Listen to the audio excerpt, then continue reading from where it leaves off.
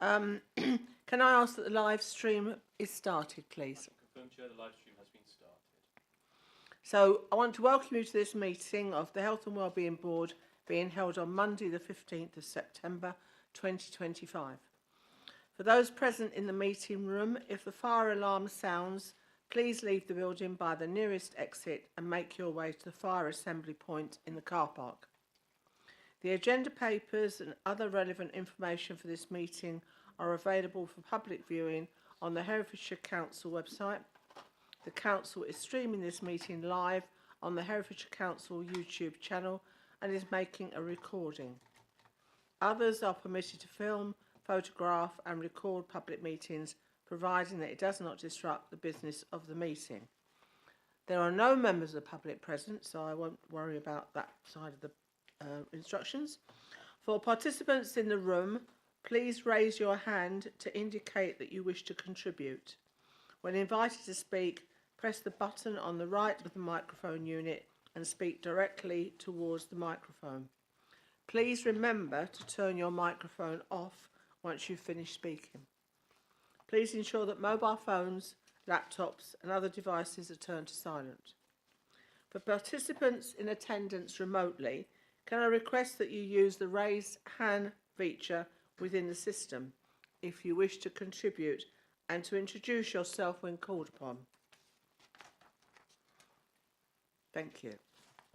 We now move on to the first item on the agenda, which is apologies for absence. Do we have any apologies?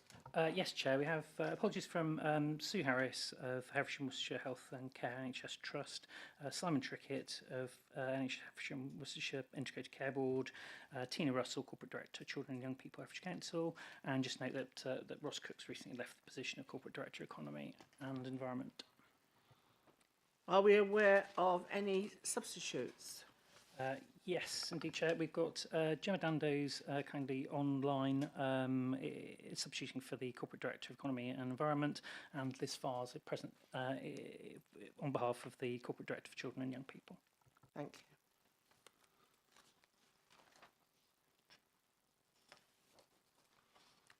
you. Declarations of interest.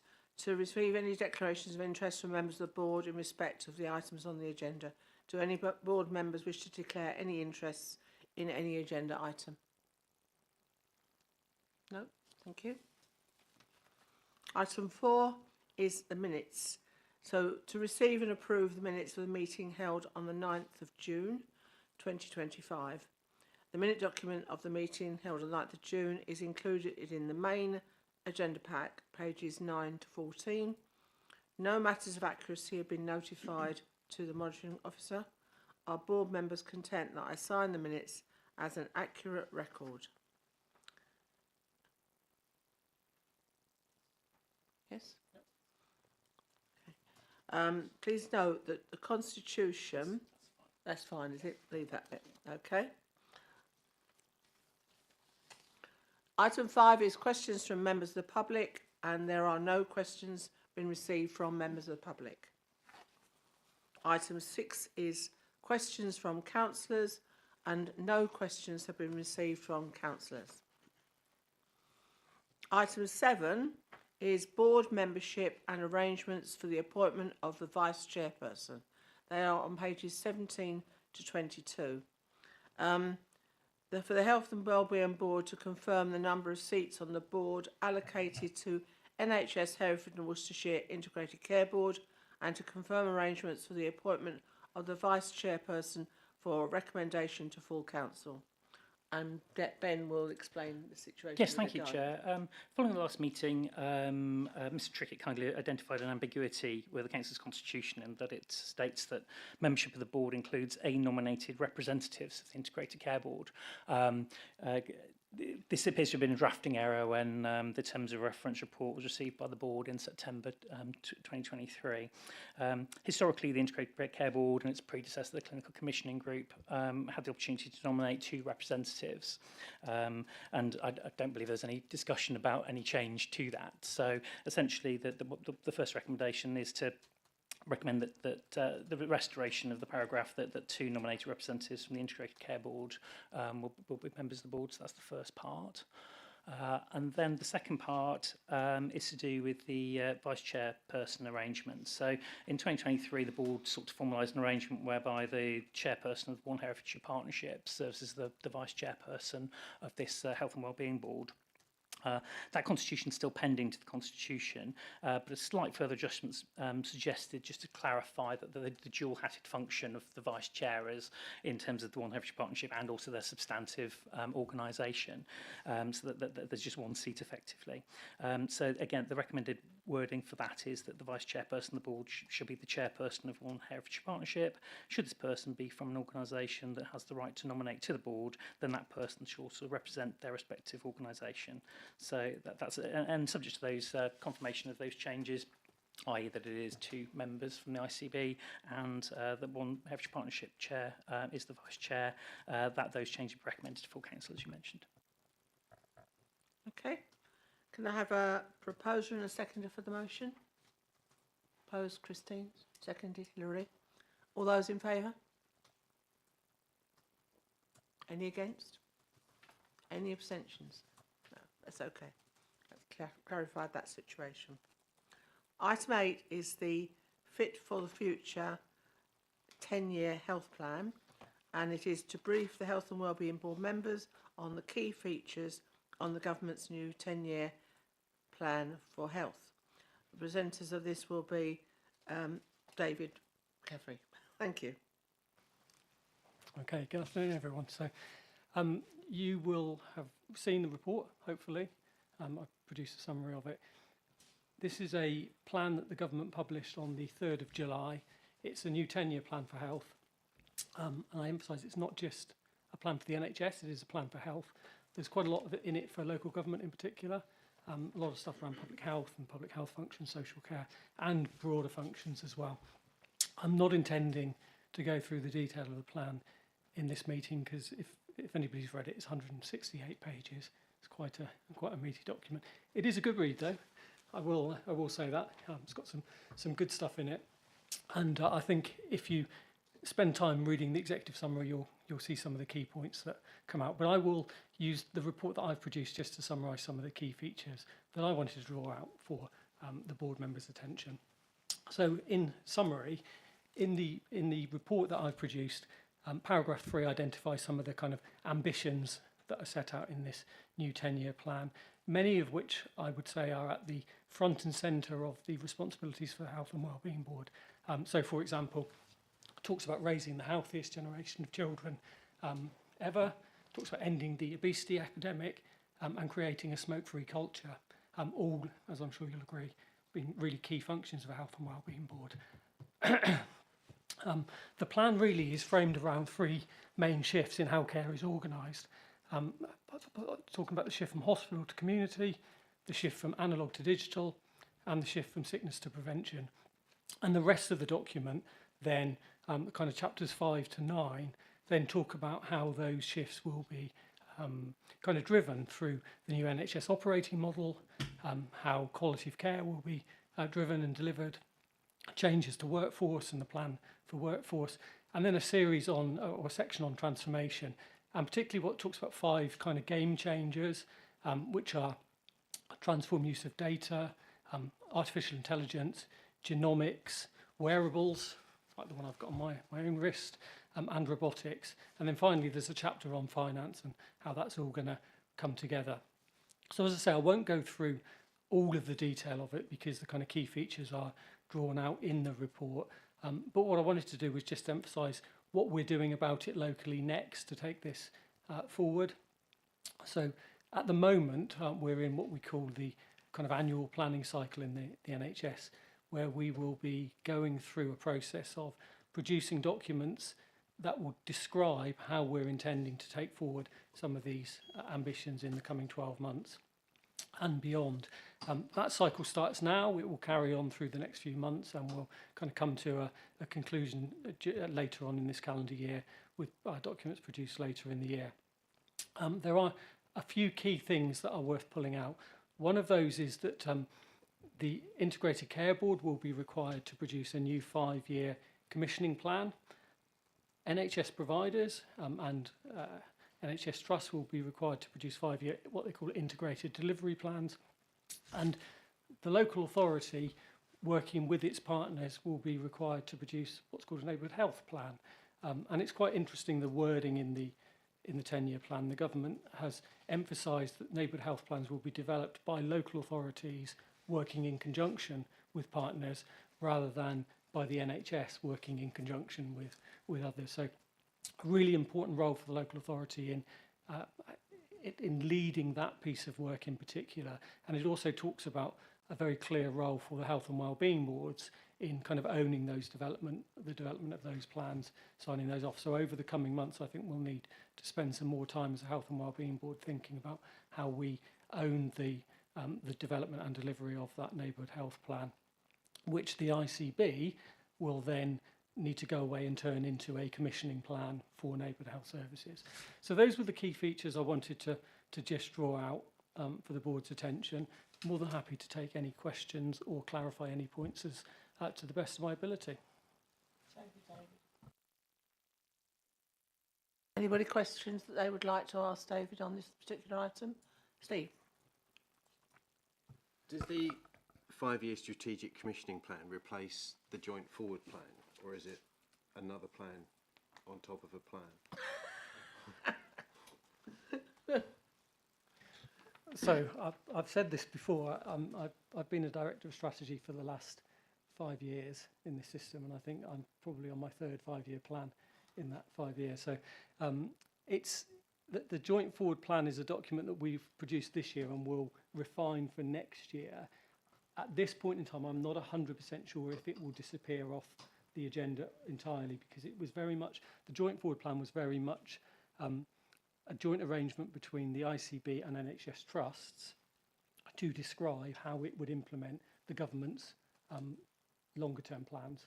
So it may well still form a feature, but I'm not 100% sure at this point in time. But the new strategic commissioning plan is a new document that will be required to produce through this annual planning cycle.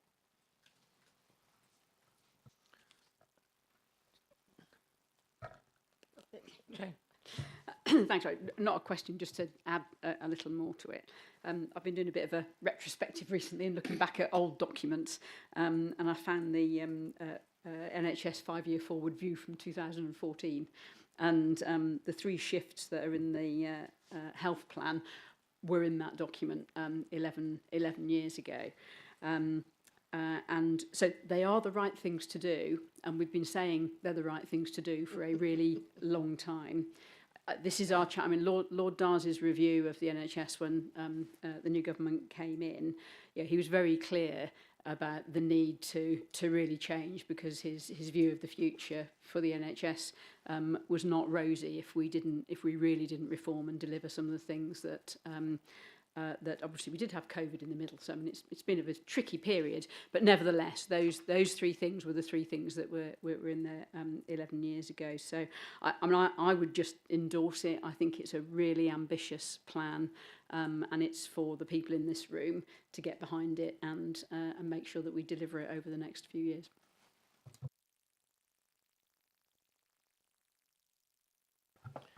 Can't resist joining the reminiscence. Similarly, I can remember when I was chief working in Bedford as a director of adults some years ago, about the same length of time, getting very close to developing a neighbourhood model, integrated health. I guess the question for me is, given we've tried this before, what didn't work last time? What are we going to change this time to ensure success? And I think that's the learning I'm looking at, looking back on my career in these sorts of things. That it's the right sense of direction, to have a neighbourhood community, I've never had any doubt. So why didn't it work last time? What can we do differently this time to make sure it does land? Yeah, I mean, that's a big question and a tough one to ask, isn't it? I'll start with one reflection, and Jane, maybe you might want to come in with some thoughts. But Jane already mentioned COVID that came along right in the middle of that. That certainly changed the financial landscape that we've seen in the NHS over the last 10 years. Money became available in ways that it hadn't previously to fund our way through COVID. And a lot of that money ended up going into acute services. So the acute sector grew during that period of time, when the strategy at the beginning of the period was to move services away from acute hospitals into community and to primary care and to support people living in their own home. So I think that was one fundamental thing that really came right in the middle of that sort of time period that stopped it. Obviously, we're now through that. As Jane said, it's the right thing to do. We have largely been working in that way. We've been integrating services. We have been trying to move services out of hospital. We have focused on improving prevention to reduce the amount of care that's needed, or the amount of treatment that's needed. So I guess it's just trying to do that, carry on doing that, making sure it works this time, hopefully without something like COVID coming along in the middle of it and throwing a spanner.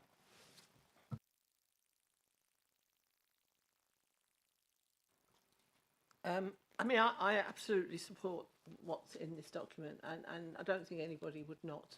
I'm probably as cynical as anybody that whether it will actually happen is another thing, and whether the funding will be available in order to make it happen. And I think for some people, I don't know whether this is happening across the country, just in Herefordshire, but certainly we've got this triage system at GP surgeries starting at the beginning of October, where people go online and will be triaged by answering a significant number of tick boxes questions, and if they can't go online, then they can phone. And it's been made clear, certainly through my group practice, that waiting lists are now longer than they were before COVID. And yet, when the government came into power, one of the things they talked about was everybody should have a named GP. And yet, actually, if you actually want an appointment within a reasonable period of time, you've got to take any GP. And I understand the difficulties with that. But I think those of us who are older recognise the value that there was with having a GP who didn't just know you, but knew your family, and therefore knew your background, and could sometimes equate the symptoms that you were presenting with on the family situation that you came from, and that no longer appears to exist. And so I think the plan is good. It's got to work, because I think people are out there in the world, wider world, are very sceptical about this. Is just another rearranging of the deck chairs on the Titanic, and I don't think they're necessarily sold on it. And but I hope that it will work, and certainly within Herefordshire we would do our best to ensure that it does. Anybody else got any questions? Just one more comment, you just started me off. Because I think the other thing is about the public and health-seeking behaviour. So I think the data is the average amount of GP appointments per head of population is 7 or 8 a year, and probably the people in this room don't go to the GP anywhere near that amount. So the average number, so the demand is huge. And you do have to wonder about the health-seeking behaviour of the population and how much that is diverted to general practice when it could go somewhere else, or could in fact be something that you could manage yourself. So I think there has been a real change in health-seeking behaviour. So this isn't just about how the service transforms; it's also the way that the public uses the service and uses it in a way that they realise it's a limited resource, and if everybody goes all the time that they want to for all sorts of things, then there won't be enough to go round. And I think we are in that situation.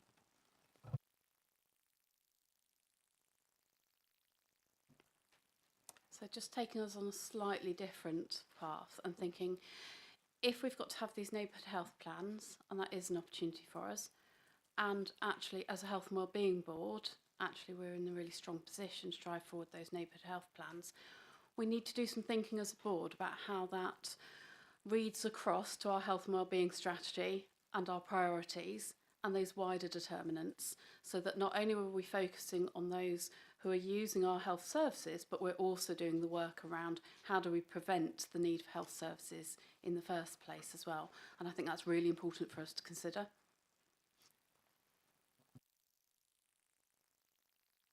I agree. Whilst we were going through the CQC, I read the health and wellbeing strategy at least 4 times. And well done. Yeah, and I recognise that although it was only produced in 2023, it is out of date. Some of it no longer is relevant to what we do now, and I think it does need a really deep review of it, because I don't think it actually now is necessarily the strategy that we would have produced in 2025. And then when you look at the underlying below the 2 main priorities, the underlying priorities for how to deliver that, some of those we have not looked at all. In the 2.5 years I've been here, we have not looked at any of them. We're looking at one today, but we haven't looked at some of them at all. And I think, and there's one on there which I just find a bit, I won't say what it is, but I just find it a bit, if you read the strategy, you'll see it for yourself, I find it a bit strange to be in the health and wellbeing strategy. So I think one of the recommendations I would certainly like to make, I know it's not directly related to this, but it's something we need to do, is that we do need to completely review our health and wellbeing strategy, because I don't think now, 2 years on, that it is actually as relevant as it was in 2022 when it was probably put together. Yeah, I'd agree with that wholeheartedly. I think the role of the Health and Wellbeing Board in creating and supporting the development of the neighbourhood health plans really does emphasise the importance of that particular activity, because the neighbourhood health plan really is about all of the stuff that's in this 10-year plan. So there is a kind of a lean towards thinking it's just about the hospital to community chapter, but it's not really, because there's so much around digital, there's so much around prevention that the neighbourhood health plan will address. I think it really does become the kind of the key thing that the Health and Wellbeing Board could get its teeth into, if you like, and drive forward a new strategy going forward on that. So in some ways it almost becomes synonymous with the health and wellbeing strategy, in my view.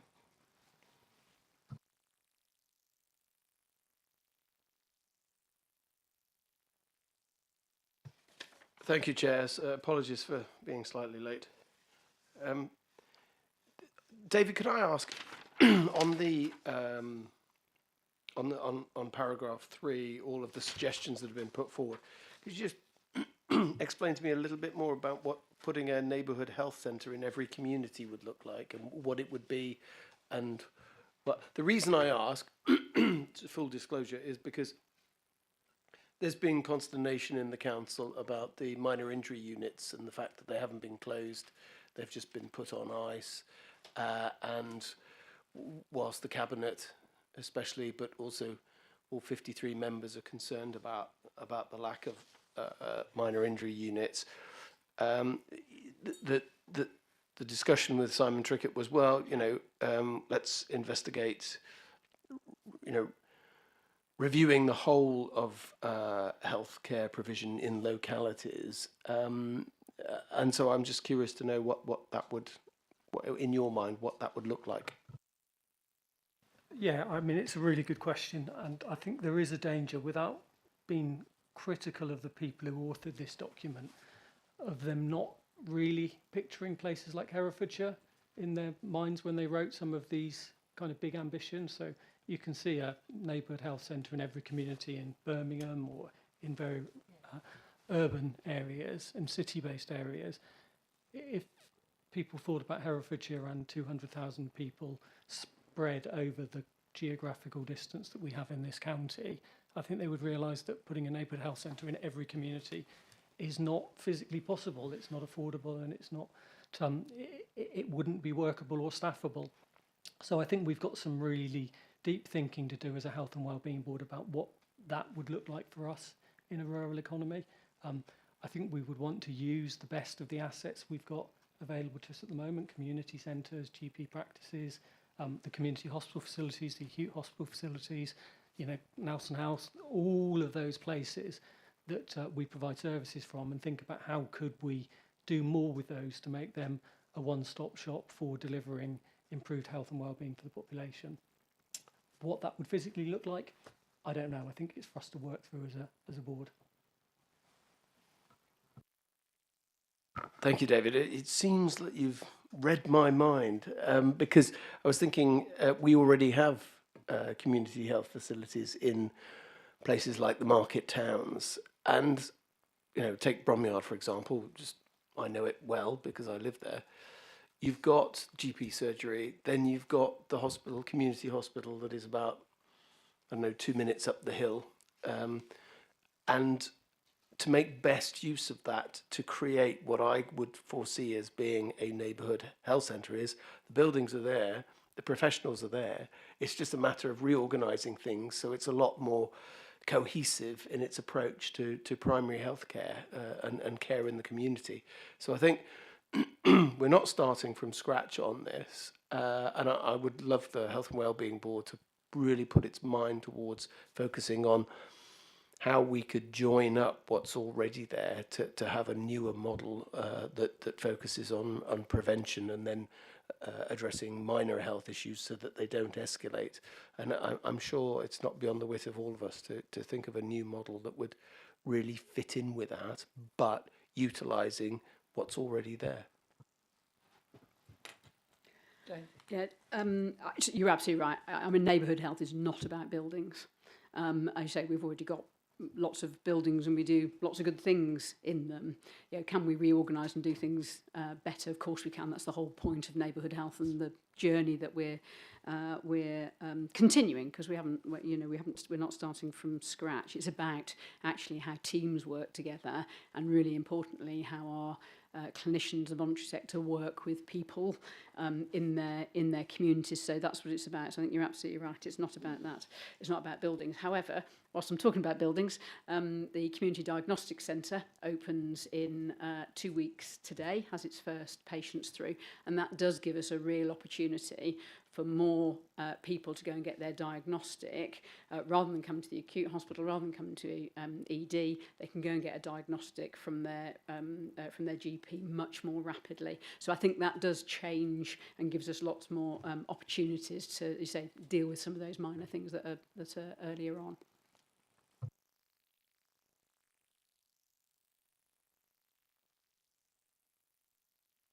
Right, then we move to the recommendations.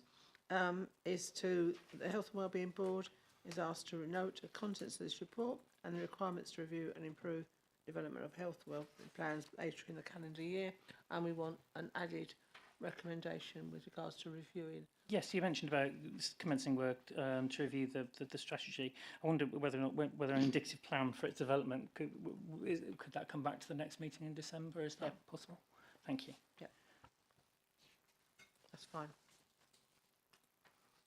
Okay, we move on then to item 9, which is the Neighbourhood Health Programme 25-26, and this is a concept which is fundamental to the delivery of the 10-year health plan for England, Fit for the Future. The report provides an update on progress made towards developing this approach in Herefordshire, and it is going to be presented by Joe Hodgetts, Head of Integrated Primary and Community Care and Transformation at NHS Herefordshire and Worcestershire Integrated Care Board, with, I think, contributions from John Barnes, the Operational Executive Lead at One Herefordshire Partnership. Okay, Joe.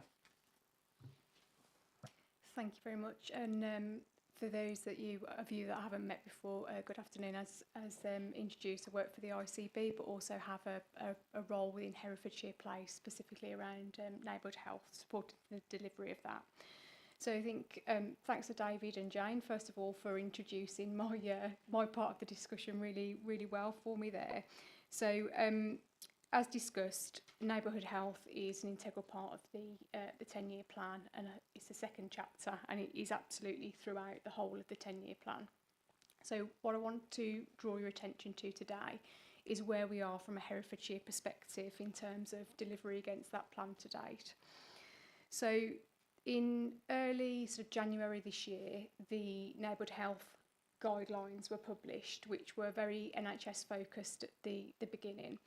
They were published before the 10-year plan was, and that gave us sort of a starting block of where to start from and what we need to look at. So we the ask for 25-26 is around building the foundations against the plan for each place. And as Jane and David and others have already said, we're starting from a strong position in Herefordshire. We're not starting from scratch, so to speak. So our initial plan for 25-26 was to work off of the guidelines to identify cohorts of people that we needed to concentrate on in terms of first steps towards changing the outcomes for those people those with greatest need, those that would have greatest impact. And that really, as described, is all around changing the model to proactive and planned rather than reactive and rather than health-driven, services driven by all. So in Herefordshire, we've talked about the difference between doing a lot for a little rather than a little for a lot. So that's kind of where we've based our steps forward on. So I'm going to move us on to the next slide, please, Ben, just to talk about the approach that we've taken so far. So in terms of sort of trying to identify who are the people with greatest need within Herefordshire, we've taken a dual approach of a population health management approach with the tools that we've got to date, working with public health and working with health to look at the data. So we've identified people from lower super output areas through public health information and through the health information that we've got access to. It indicates that within Herefordshire, those with 4 long-term conditions or more and 1 hospital admission are those with escalating need and those at greatest risk of escalating need. So we'd decided that that would be the place that we'd start. Next slide, please. So to date, we've formed a community collaborative with partners across Herefordshire. Again, just going back to the point that this is not health-led, this is everybody's business. And within that collaborative, we've taken learning from our colleagues in Northamptonshire and from accelerated site learning because we were already involved in a programme in the previous year, sort of a localised accelerated site programme, trying to establish how would be best to approach to create this new approach.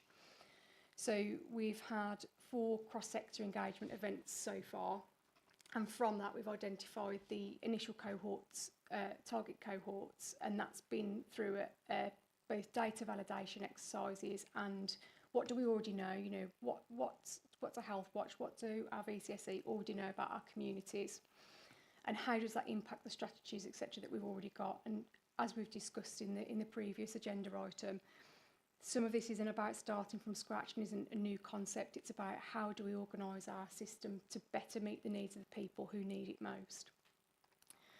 So next, we're at the stage now where we really need to get into the operational model and really understand how we're going to get that launched and get that off of the ground. So if I can have the next slide, please, Ben. So the next collaborative is really going to focus on that. So we have a basis of a model from our colleagues in Northamptonshire. There was learning from those colleagues where there are similarities across our systems that can be really helpful to get us going. And we have already within the collaborative had conversations and offers from VCSE colleagues, etc., on what they can put forward to be part of these teams and part of this new different way of working. So again, recognising it's not all about health. I think part of the journey that we're on is building these new teams, working out how to work in this different way around things such as contracting requirements and things like that. It's more about the relationships between services and looking for different ways of working. So we applied for, you'll note in the report, we applied to be part of the National Neighbourhood Health Implementation Programme, which is a mouthful in itself. And we've been successful within Herefordshire, so we're one of the 42 sites that will be part of that national programme. And I think what that means for us is the foundational work that we've already started doing within Herefordshire, within the programme. We'll get support, check and challenge from the national team, and hopefully they'll be able to support us with some of the enablers, some of the blockers, where we may have got stuck in the past going on. I think it was Jonathan's comment or Steve's comment about, you know, what can we learn from what we've done before and where it hasn't worked. Next slide, please.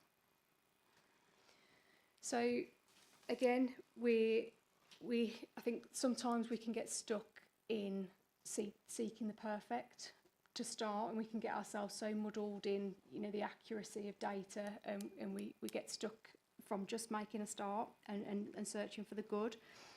And some of the key challenges I think for this is around the magnitude of the change and the fact that, you know, this is part of the 10-year plan, and this is transformational. This is about changing long ingrained ways of working in systems that we've all become used to over the many years.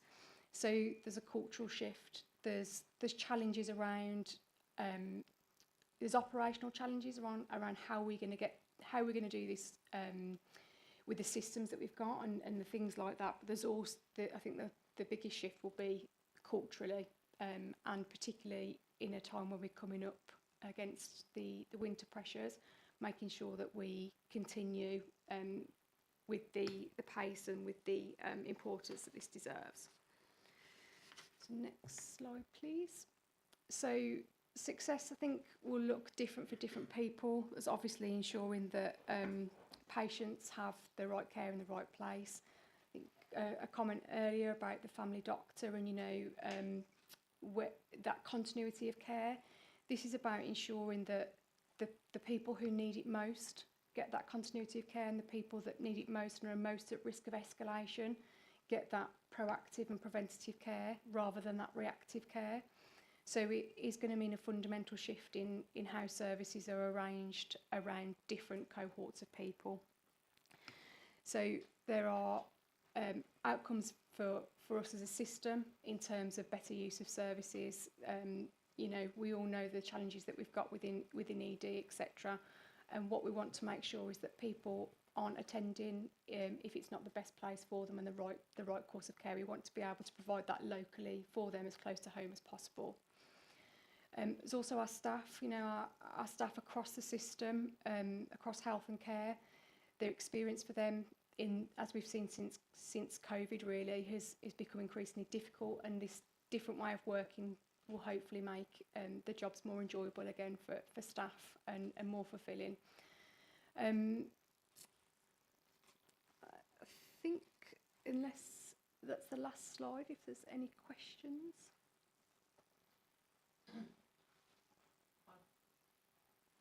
So this the pilot that you will be running, what number of people are you anticipating will be included within the cohort? So it won't be a pilot, it will be a start. So Yeah. It's not something that we intend to sort of test and leave. It's a pilot from the government's point of view, isn't it? Yeah, so from the national perspective. So at the moment, the numbers that we have from the health data is around 1,200. We haven't got the numbers yet on the lower output areas, but that will be part of the next steps with the collaborative in really drilling down those numbers, and it will evolve. So I think where we talk about getting stuck searching for the perfect, we'll start with the data that we've got, and we'll add on with the local knowledge with all of the organisations that we don't have that rich data for, and we'll build the cohort as we go along. So my next question would be, so we've been chosen, and I suspect I might be wrong. I suspect we've been chosen because we are a rural community, and therefore, as David previously said, much of this plan really is aimed towards urban areas, and therefore, I've always said, you know, if it can work here, then it'll work anywhere because we are so rural. So when you look at how you're going to determine who you're going to include within your cohorts, it's quite simple if you look at market towns where there are significant areas of deprivation in some of the market towns, but in some of those market towns there are already good access to health available to them. If it's not available there, it's available by public transport to wherever. The areas that are really a challenge, where we really do not know what the situation is our rural areas where we've got perhaps no access to public transport at all, and a considerable distance. I think in some of the other papers it shows you the distance. I think it's in the pharmacy one. It shows the distance that you'd have to drive in order to get to wherever. So I'd be really interested to know when you come to look at a cohort, that you include not just economic deprivation, which is more likely to be in the some of the market towns, but you also look at the rural deprivation through inability to actually access any services at all. Thank you. Thank you. I was going to pick up about the numbers as well, because I think it's a really interesting point, isn't it?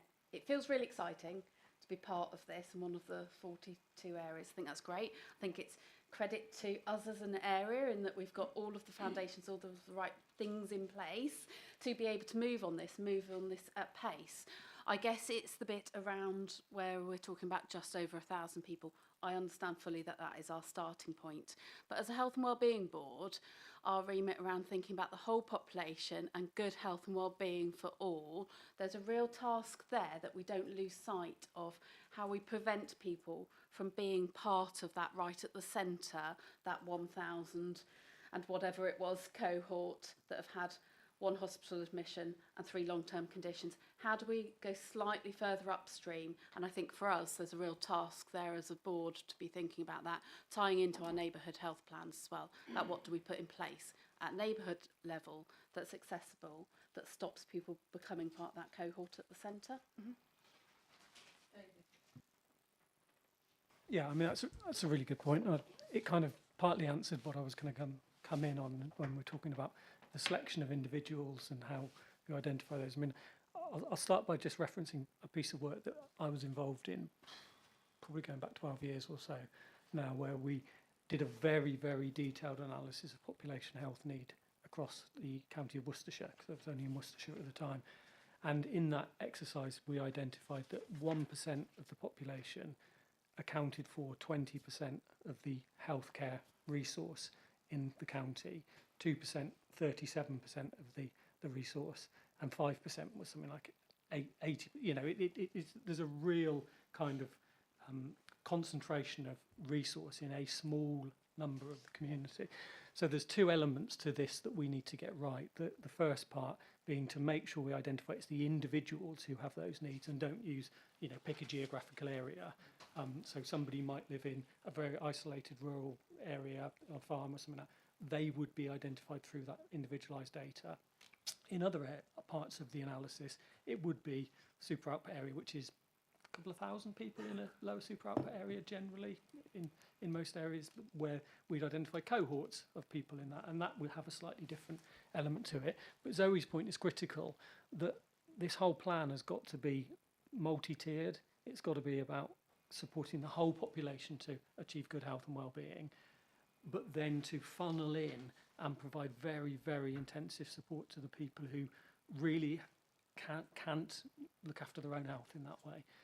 But rather than just admit them to hospital, it's about trying to treat and provide care and support them to live their best lives outside of the hospital environment. That's what this is about. So we need to think multi-layered. whole population right down to an individual need personalised care and make sure that that's provided in the best possible way in the right geography.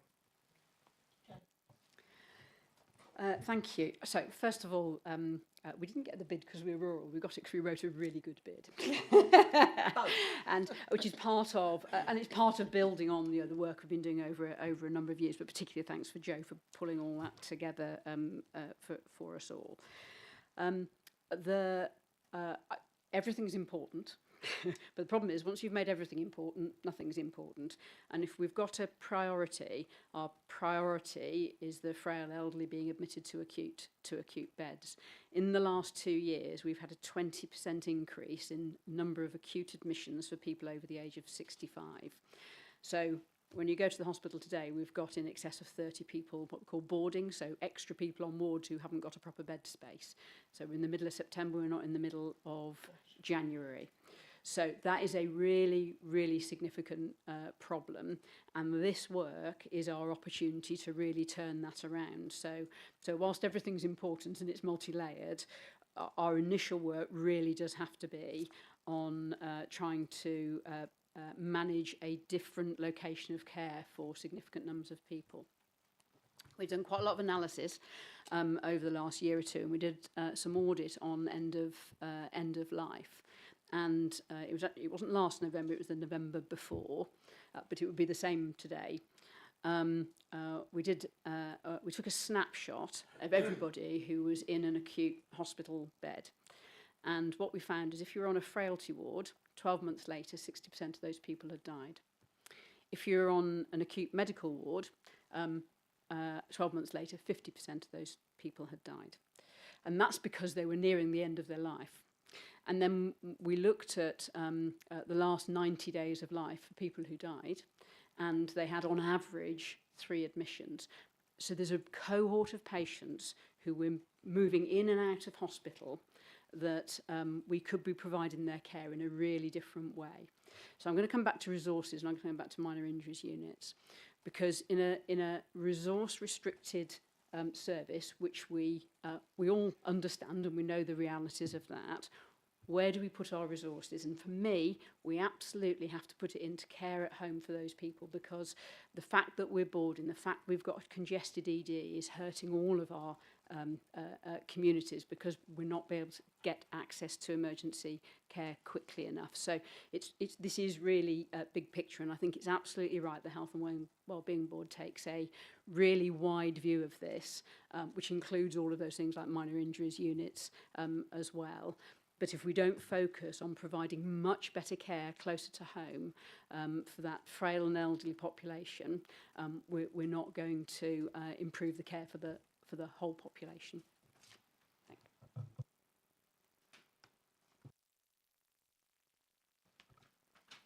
I completely see your point, completely agree in terms of the care, but where does prevention stop? How do we stop those 30 people getting to and staying in hospital? I appreciate once they're there we need to care for them, but does the neighbourhood plan start to address that in a coordinated way? Because the second sort of question was the role and function of VCSE in terms of helping you deliver. Taking David's point earlier in terms of this is a health plan, not an NHS plan, obviously there's an important role for the VCS. Has that been thought through or clarified as yet? So 2 points in terms of prevention and role of the VCS. Did you want to take it, Joe? That's great, yeah. So yeah, VCS is important within all of that. But there are 2 services I think are really important in terms of that cohort of people that I'm talking about. The first is urgent neighbourhood services, so we can get a response out very quickly, and we're building that, and we've actually got a pretty good service already. But the other one, and there's a real missing piece of our jigsaw here, and that's our multidisciplinary neighbourhood health teams. And that's where we can put together a plan for individuals that says, if this happens, what's the right thing for you? So thinking about it, planning for it all up front, rather than something happens, ambulance gets calls and the person's in hospital. And that work absolutely will need the VCS in that. And what we heard from Northamptonshire when they came to speak to us is absolutely the VCS was part of that multidisciplinary team as they were looking at building that plan for individuals. But that's our missing piece of the jigsaw at the moment. And so a lot of the work we're going to be doing is putting together those MDTs, and absolutely would include the BCE. And totally, the MDTs is a really important part, isn't it? When we're talking about those 1,000 or so people that we've identified through our data in terms of need and that we know are in terms of that resource heavy, and the MDT and the learning that we've got from Northamptonshire in terms of that approach of taking the MDT to the person, not building new centres, etc. But actually, if you look at the paper that you've kindly provided to Jo on figure 1, it's got what I refer to as the onion diagram. But at the centre of that is your MDT. So that's where you're talking about your 1,000 or so people that we've identified. And that's part of the picture. But more importantly, or equally importantly at least, is the outer layer, that connecting people. So that, to me, is the bit of work we also have to do and not lose sight of. And that's very much where we need the strengths of the community and voluntary sector to play into that outer layer, to connect up, and that can't be disjointed from what we do with the MDT at the centre, because that's how we're going to prevent future need.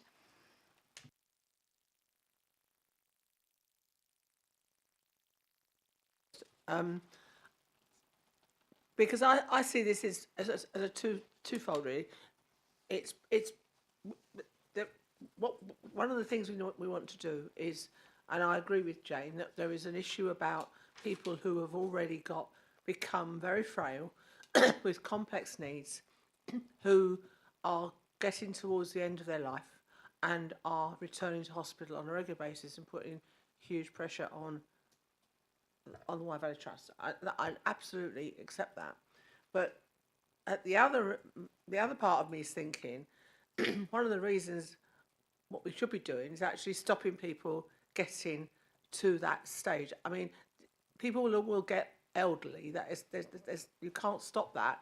What we want to try to do is to avoid the frailty that goes with being elderly, and it is not a fact that just because you are elderly, you have to be frail, you have to have multiple attendances into A&E, and that you can't remain relatively healthy to the end of your life. Certainly my mother did, and I know of lots of other people in my village that are doing similarly. So I don't think, personally, I wouldn't want to concentrate our work in the plan on just the people who are frail and coming towards the end of their life, in order to ensure that we don't have a large number of elderly frail people in the acute trust.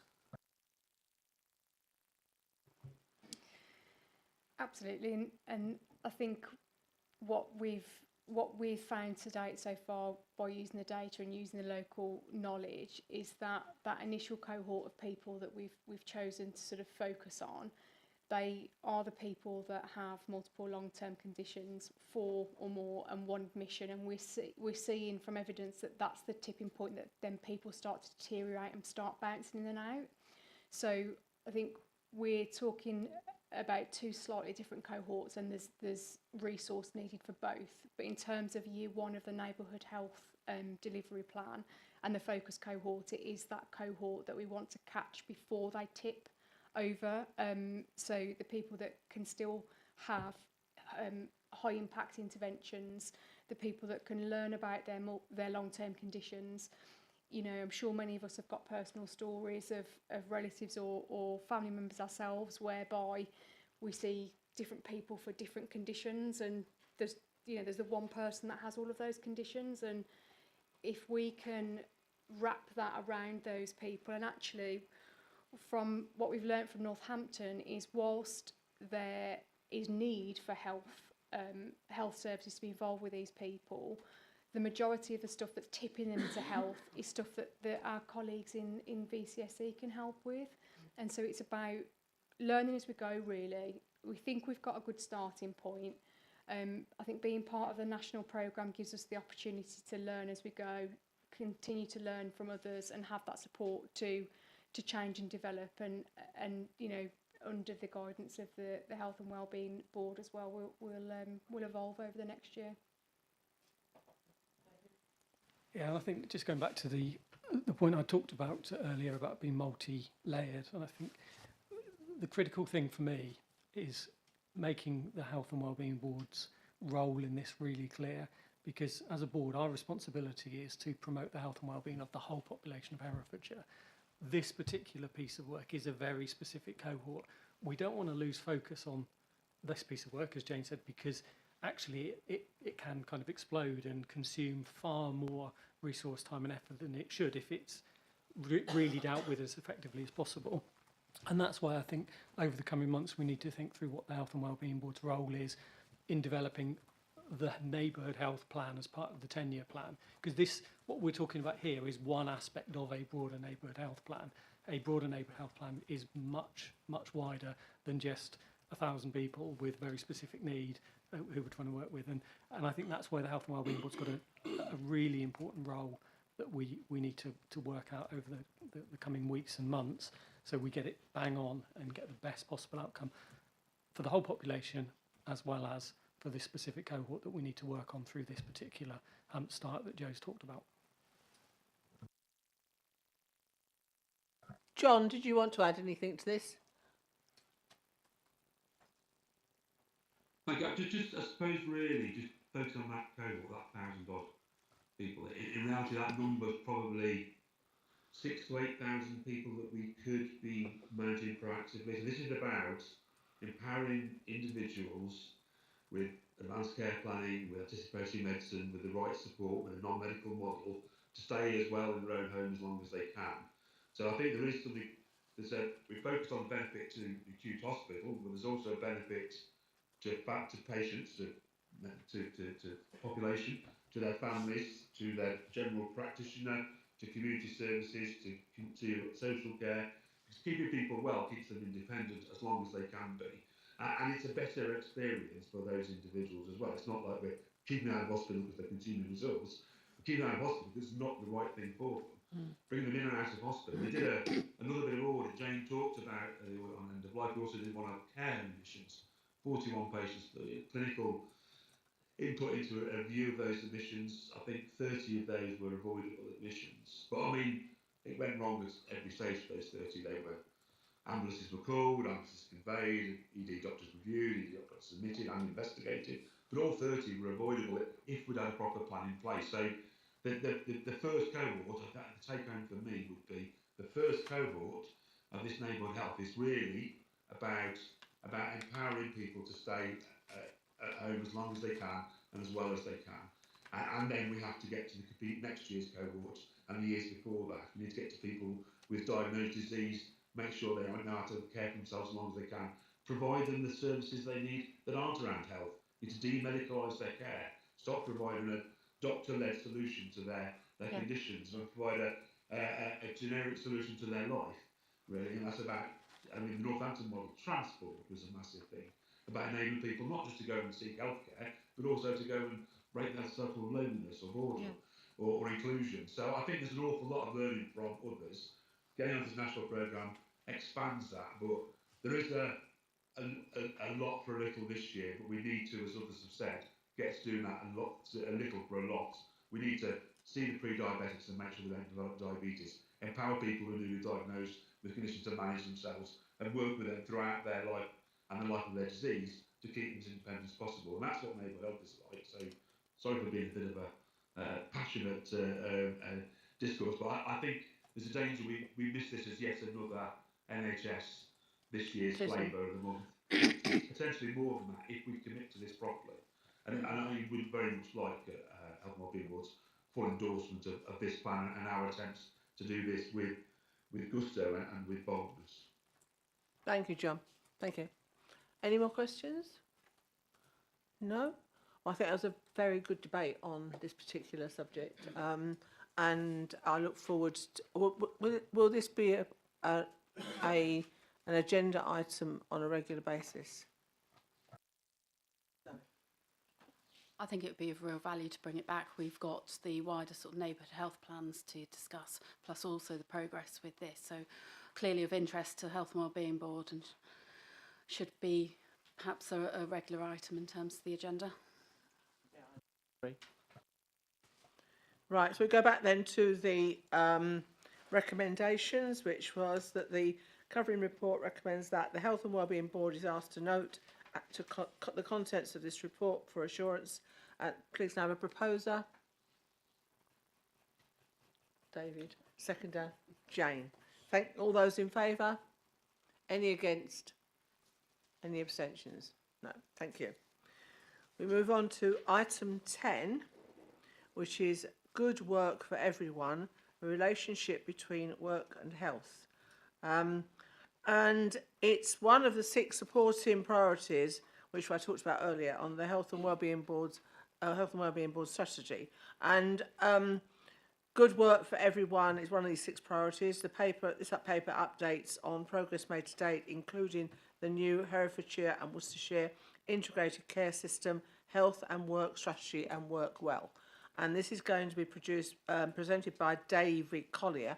Those of you who don't know David, David is a public health training placement with us. He's with us 4 days of the week, is that correct? And 1 day of the week he is a practicing GP in Foundhope. So David will present it, but along with David there will be some other contributions from Alexia Heath, who's the post-16 senior advisor. David McAfee will obviously is going to, I think, on behalf of Judy Gibbs, is that right? And Gillian Pearson, who's head of primary care network development partnerships, Taurus Healthcare. Thank you. So, David.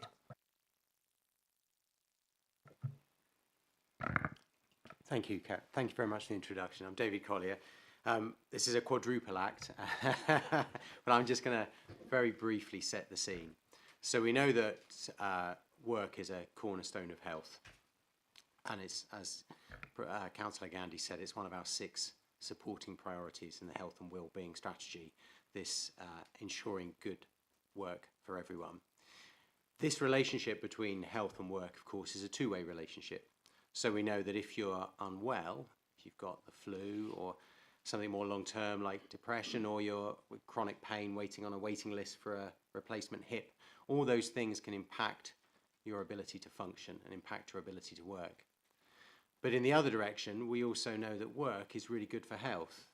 Obviously, some of that is income and the financial stability and security that brings. But work obviously has other benefits as well, doesn't it? It gives us a structure to our day. It can give us a sense of purpose. It can give us social contact. It can give us a sense of identity. There's that English stereotype, isn't there, of when we're at parties and we talk to people and we say, what do you do?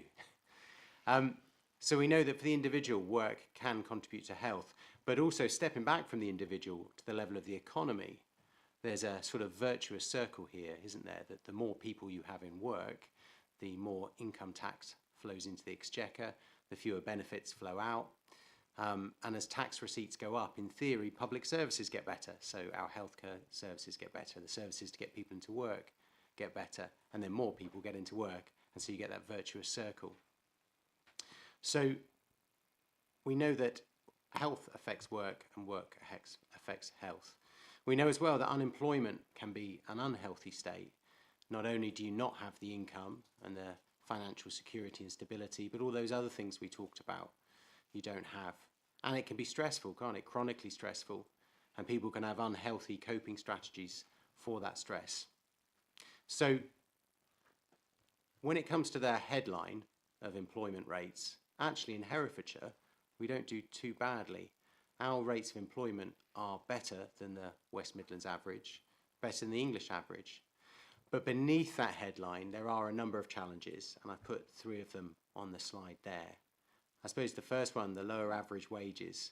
There's a number of reasons for this, but one of them, of course, is the flip side of getting to live in a beautiful rural county, as we all do, that agriculture, jobs in agriculture don't tend to pay as well as jobs in high finance or tech.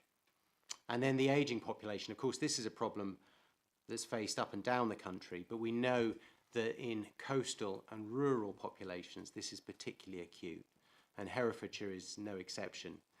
It's always a dangerous game to play, trying to predict future changes in population. But the best modelling we have suggests that by 2041, so that's not the next census, it's the one after that, we can expect about 1 in 3 people in Herefordshire, so that's every third person you meet, to be a pensioner, to be over 65. And that's going to bring all sorts of challenges. Not least the fact that we also know the working age population isn't due to get bigger in the same way. And so that dependency ratio between those who may need care and those who can provide care is going to be ever more skewed. And the last one I put on there, economic inactivity. So this is different from unemployment. In both of those states, you don't have a job, but the unemployed are actively seeking work, where we use economic inactivity to denote people who aren't looking for work. And this might be because they're students, it might be because they're caring for family, they might be lucky enough to have taken early retirement. But we do know that across Herefordshire, about a fifth of our population that are economically inactive because they're in poor health. Again, health affecting work, work affecting health.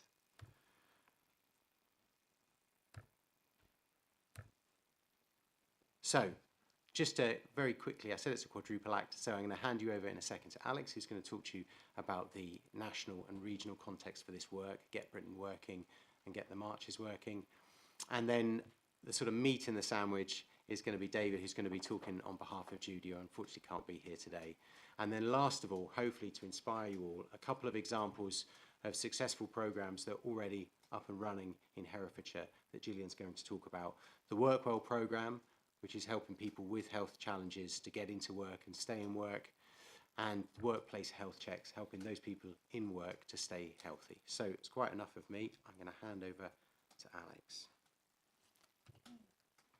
Thank you, David, and good afternoon, everyone. For those of you who don't know me, my name is Alexia Heath. I'm a Senior Advisor for Post-16 Learning and Skills at Herefordshire Council.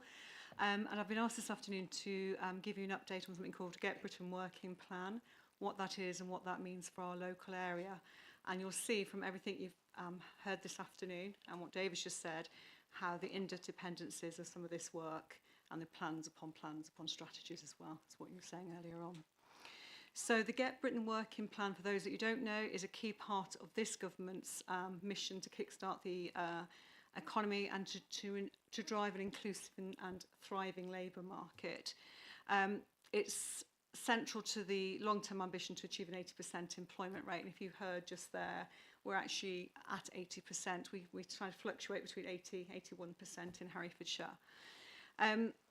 The aim of the plan itself is to bring together some strategies that are already in place, the modern industrial strategy for those that may have already seen that, the paper around making the plan to make work pay, bringing together the skills and health to get more people into employment and to stay in employment, and to focus on the announcements of a youth guarantee, which is ensuring all young people aged 18 to 21 have a guarantee, and a new jobs and careers service to replace Job Centre Plus, which you may have seen in the news as well fairly recently. In terms of the aims of that strategy, it is to improve access to healthcare, education and skills training. We're quite interested also in that neighbourhood model and what it also looks like in terms of how we can work together as education, training and work. Foster economic growth through a healthier, more inclusive workforce. We've just learned the data there and the information that David just said about why that's important. We've been working with colleagues in Shropshire and Telford and Wrekin as part of the Marches economic area. And we've been allocated £100,000 to cover the costs of getting a local Get Britain Working Plan in place within our local authority areas.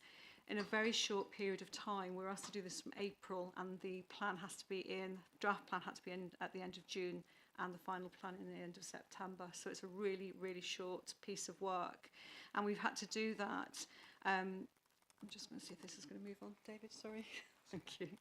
Just realised I'm not in control, which is a bit nerve-wracking. It's a bit worrying. Just back one bit, sorry, thank you. So we've been asked to work with Shropshire and Telford and Wrekin, and we've been asked to look at our key local labour market information. We've had to look at the challenges for different groups of people across the economy. We've looked at various plans. So we've looked at the health and wellbeing plan and strategy. We've looked at our local economic plan, our Herefordshire Council plan, and others to look at the key priorities, the key statistics that are coming out of that, and the key actions. We've looked at an overview of the current landscape of support, so what is out there already, so what support have we already got in place by different parts of the system, which might be through the Home Office, it could be through health and social care, it could be from health, it could be from the Department for Work and Pensions. It's quite a fragmented system out there when you really sort of dig into it to see how these things work. And we have to look at a clear plan of action of how partners we're going to work together. And the key partners around the table include the Department for Work and Pensions, local authorities, and the ICB. So health having a really important place at the table. And to look at the key priorities and outcomes that we'd like to achieve together in the next 12 to 24 months. We've commissioned an organisation called GennyCon to deliver what we're calling the Get Marches working plan. Each area has to have a local plan that's called that. We've looked at surveys, we've done some local consultative work, we've met with organisations, we've met with key individuals, and we've done some stakeholder groups. A draft plan, as I said, was submitted at the end of June, and we are expected to put initial plans and publish by the end of September. We don't think we're going to publish our plan by the end of September. We're still working on it, we're still drafting on it, and we're still having conversations with people to tweak the information that we've currently got in there. But we also need to make sure that we tell people about the plan and put it through our own governance structures as well. What I would like to say is there is no funding attached to that plan, so there's no expectations of funding, but one of the things we are looking at is how we can do things differently in terms of our structures, our processes, how can we fundamentally change some of those things, and how can we make the funding that we do have align more closely and work much more effectively than it currently does. Sorry, next stage, please. So, the objectives of our plan, so this is what we've come to as these 7 objectives that you'll see on the screen here now, around reducing economic activity, and we talked about that earlier, enabling inclusive and tailored employment support. We have a new programme coming on board in the beginning of January called Connect to Work, which is a supported employment programme, up to a 5-year programme being funded by the Department for Work and Pension to support people into employment. It's a 12-month programme, very targeted. Strengthen the skills provision that we've already got. So how do we align it? How do we align everything we've got that's coming in from different departments into different organisations, into different places? And we're finding some overlap or duplication. Where can we make sure that we get the biggest impact that we possibly can with what we've got? We know, as we spoke earlier, we have got challenges. The challenges around that transport, that accessibility, the cost of transport or moving around the county. We've also got challenges around a majority of our employers are micro businesses, so how do we support our employers to engage and get the support they need to employ people?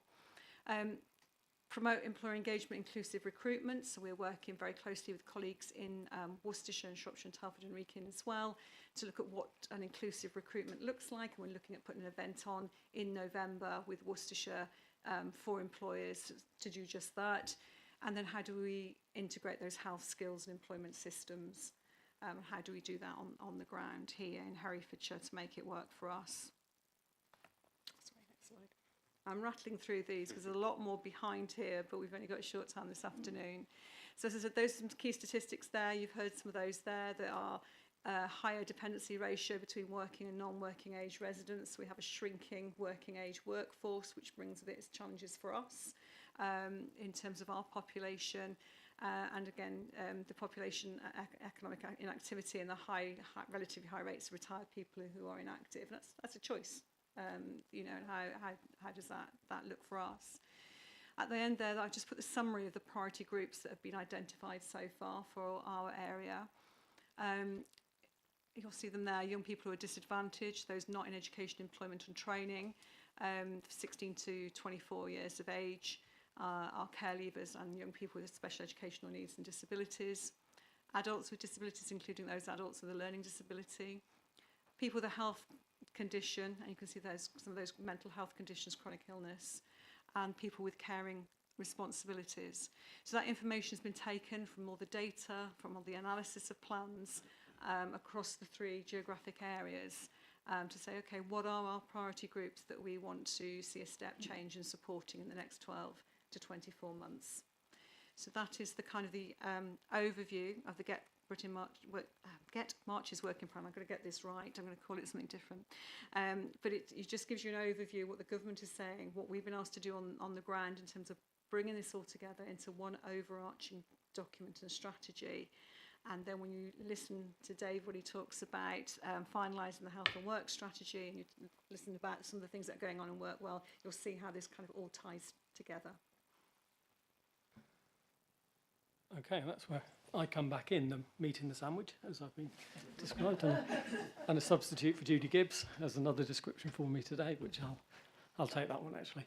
And I think what Judy would say if she was here, she can't say Get Worcestershire Working either. So it does seem to be catching this particular affliction around this plan. So you're certainly not the only one on that one.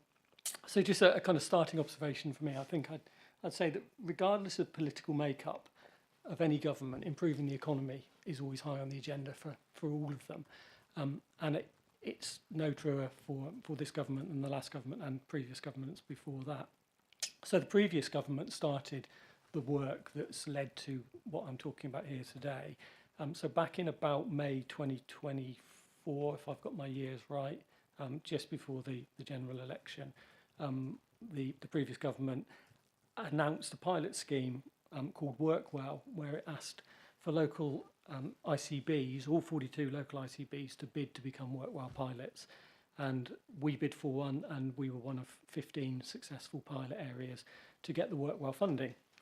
Gillian is going to talk more about Work Well and what's happening locally, but one of the features of becoming a pilot was that we were asked to produce a local work and health strategy to describe how we would work with partners in the ICS area to bring together education, employment, healthcare, and the like, voluntary sector, etc., to overcome the challenges that people find in not being able to get into work because of health conditions or disabilities. So that's essentially why we've produced this work and health strategy, directly linked to the Work Well pilots, but also, as David said, one of the health and wellbeing strategy priority areas, and it's true to say that it's also in Worcestershire, a health and wellbeing strategy priority around good jobs for local people, etc. So that's the history behind it. I'm trying to think now, probably 8 months ago, set up a strategy task and finish group where we brought together local partners to work on creating this strategy. So this isn't, me and a few ICB colleagues in a darkened room coming up this. This was local government, voluntary sector, Chamber of Commerce, all sorts of different stakeholders involved in the task and finish group to get this piece of work going. So that's the history to it. If we go to the next slide, as all good strategies should have a vision describing what the strategy is all about. What I want to pull out from this really is just the 2 key aspects that stood out for me from the vision, which is about the importance of prioritising health and wellbeing for workers. And this isn't just our workers, who we employ, but the public sector is a big employer of the local workforce. Something like 5 to 8% of the working population works for us in NHS, local government, police, education, etc. So, it's incumbent on us as employers to be doing this as well, but this is predominantly about supporting the whole employment sector out there to prioritise the health and wellbeing of their workers for both health benefit but also economic benefit. And the second aspect really is specifically about supporting residents who have health conditions or disabilities that they think might or actually do affect their ability to work effectively. So the vision of this strategy is very much about working with employers to focus on health and wellbeing, but also then to work with individuals to help them overcome their barriers to get into the workplace. And that vision is supported by 4 strategic priorities, which are on the next slide. To summarise those, I won't use the exact wording, but in essence, 1 is about working with employers to create healthy workplaces. 1 is about supporting individuals to find the right pathways into employment. One is about providing early help and support to prevent individuals leaving work because of health conditions, so a developing health condition. You know, we see it, GPs, I mean, David, you'll see it on the day that you work as a general practitioner. You know, it's your job to sign the sick note, to say the person can or cannot work. So, you know, the role of general practice in identifying the opportunity, not just to sign the fit note and sign the person off work, but actually work with them to keep them in employment, which is what Gillian will talk more about. And then the fourth strategic priority about working together more effectively as local stakeholders to bring our education, skills, health services together, which is exactly what Alexia said there in the Get the Marches working plan around working together effectively. So this strategy sets out those key areas of focus. It describes some specific actions and ambitions. It describes the baseline performance that we're setting our position out against, and it also describes the 3 years of improvement in those metrics that we hope to seek by addressing these areas. If we are successful in delivering this strategy in sort of 3 to 5 years' time, we will have, if we move on to the next slide, more disability confident employers in the 2 counties who have signed up to schemes, who are saying that they are confident to employ people with disabilities and health conditions, and they go the extra mile to recognise the benefit to them of doing that, but also their ability to help people to get work. We'll see fewer or lower levels of sickness absence from employment and less economic inactivity, which David described the 2 differences, you know, sickness absence from the workplace and fewer people who are not actively contributing to the economy. And we will also see greater levels of employment and disability employment across the county. So the ask of the Health and Wellbeing Board is to look at this strategy, to endorse this strategy, enable us to go on and publish it, and then get on and implement the things that we've talked about in the document. That's it for me. Happy to take any questions as best as I can. I've got a question, really. So you touched on it, but so around this room we've got a number of partners who employ a significant number of employees. So if I take the fire service, for example, what support do you get as a service in early stages of perhaps ill health coming on? What health checks do you get in the service? Okay, so quite proud of ours in actual fact, in the fact that we have a two-pronged attack really, and it's been billed to me as something where we try and keep people in work by way of a health and well-being culture, but then the ability to get people back to work once they've been broken for whatever reason. Just picked up an award actually for that piece of work from the Chamber of Commerce. So it's quite intense. It's all inclusive. But yes, we have, as you'd expect, annual fitness testing. We have 3 yearly medicals for our operational staff. But we don't necessarily break it into operational staff and support staff. It's all very much one. We also then have a firefighters charity outside of that and support not only existing but also retired and their families in times of ill health and concern. So it's fairly impressive, I would suggest. It's certainly in Hereford, the Worcester Fire and Rescue Service, and yeah, I would promote that all day long, really. Well done. Yeah. So, Helen, what's the situation within the police force? Yeah, it's not dissimilar to what John's just described. The fire service, to be honest, so operational officers and frontline staff like PCSOs have a similar annual fitness test. There is psychological screening for some of the roles that have a higher propensity towards trauma, things like officers that investigate child abuse offences, that kind of thing. We have quite strong internal processes in terms of, like John's already described, keeping people in work and getting people back to work through our HR and occupational health. And then we also have opt-in kind of, I guess, welfare based services. So for those that pay into the welfare fund, and it's a minimal sort of £3 a month contribution. Then if you need longer term psychological or physical support, you can go to a place called Flint House, which is like a sort of police recoup venue where you can spend 2 weeks, you know, having intense therapy for whatever health needs you have. Something else I was going to say that I can't remember, but yeah, there's various employee assist programs. So we've got kind of online resources as well that we point officers towards, and we've not long brought in a new app called PTech, which stands for Police Trauma something. Can't remember what it stands for, but officers basically log on to the app, and if they've been to something that they've found traumatic, they'll register that on the app.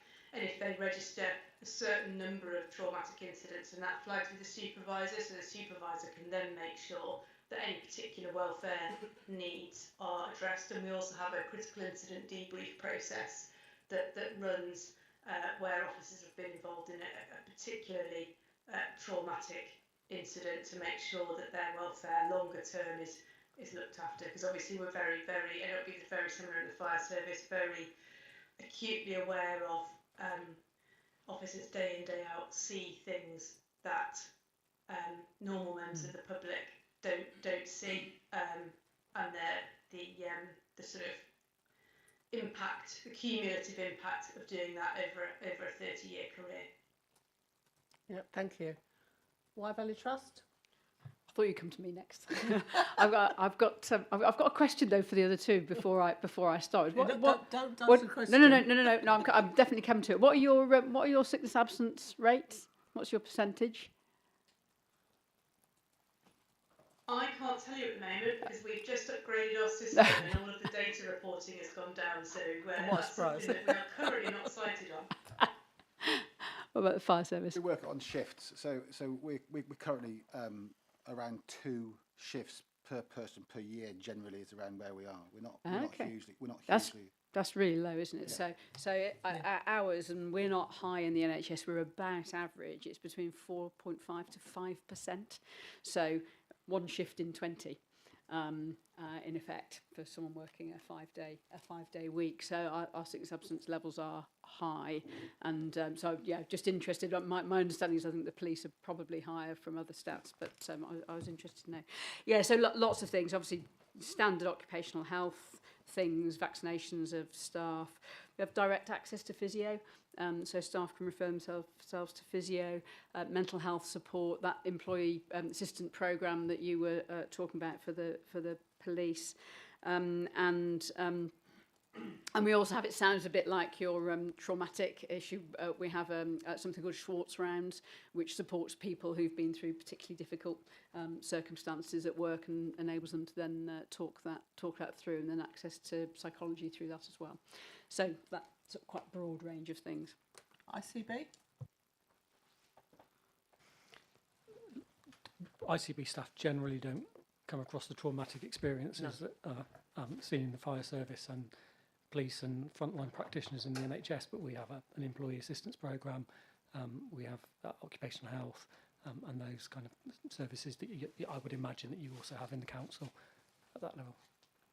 Herefordshire Council? I think it's you, Hilary. I'll speak for the whole council.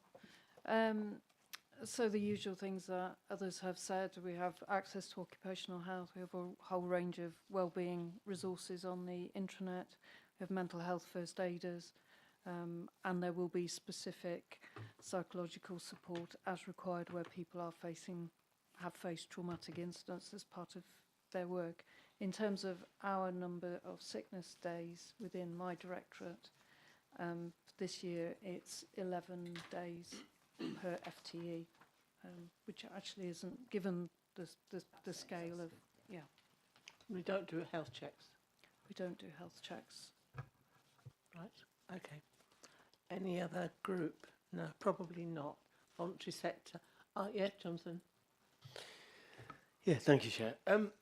We're all focusing on when it all goes wrong and when people are unhealthy and have to take time off from work, and so what happens when how does the organisation cope with that? But maybe some of this focus should be on how we can make it fun to work for an organisation, worthwhile, because if the emphasis is on that, people enjoy their lives and enjoy their job, and if people are enjoying what they're doing, they have a different mindset to life completely. So I think the question has to be as much, what are we doing to make people really enjoy working for an organisation, as much as what do we do when people suddenly become unhealthy and how do we cope with that? And I think we should have more focus on, as much focus on that as we are on the contingencies of how we cope with ill health scenarios. David? And I think that is, in essence, what this suite of plans and documents that we're developing is. So the Get Britain Working, it's easier to say, isn't it? The Get Britain Working plans and the local iterations of that are far more wide-ranging than just the health part. The work and health strategy is very much about focusing on that connection, as David described, the important duality between health and work and health. But if we get it right, it will be picked up in those broader plans where we address those wider points that you've identified. Two other questions I was going to ask, really. One, and I may have missed it, when you were talking about the various things within Herefordshire that will help people to get into work, I don't think there's been mention of the Youth Employment Hub that opened fairly recently. Yeah, although this is just a very kind of overview of what we've got actually within the plan itself, you will see it's broken down. So under each of those headings, we've actually got what have we looked at, what have we currently got, and the Youth Employment Hub is actually in there. Right. Yeah. Okay.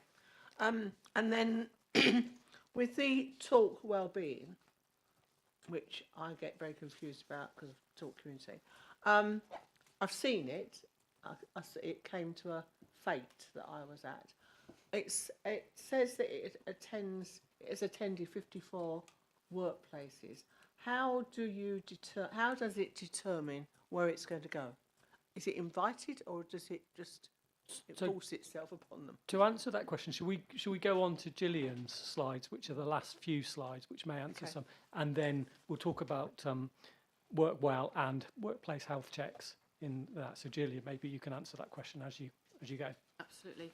I can also confirm that the Talk Wellbeing team to do workplace health checks has been to both the local authority, the council, and Wye Valley Trust. So you have been offered health checks, but always happy to come back and see more people. When you say offered, Yes, we've been in and provided those appointments to your teams, but there's always new people coming in, so that's an open offer. So Talk Wellbeing is a great example of a jointly commissioned piece of work between the ICB and the council, well, public health, and it brings together a range of services.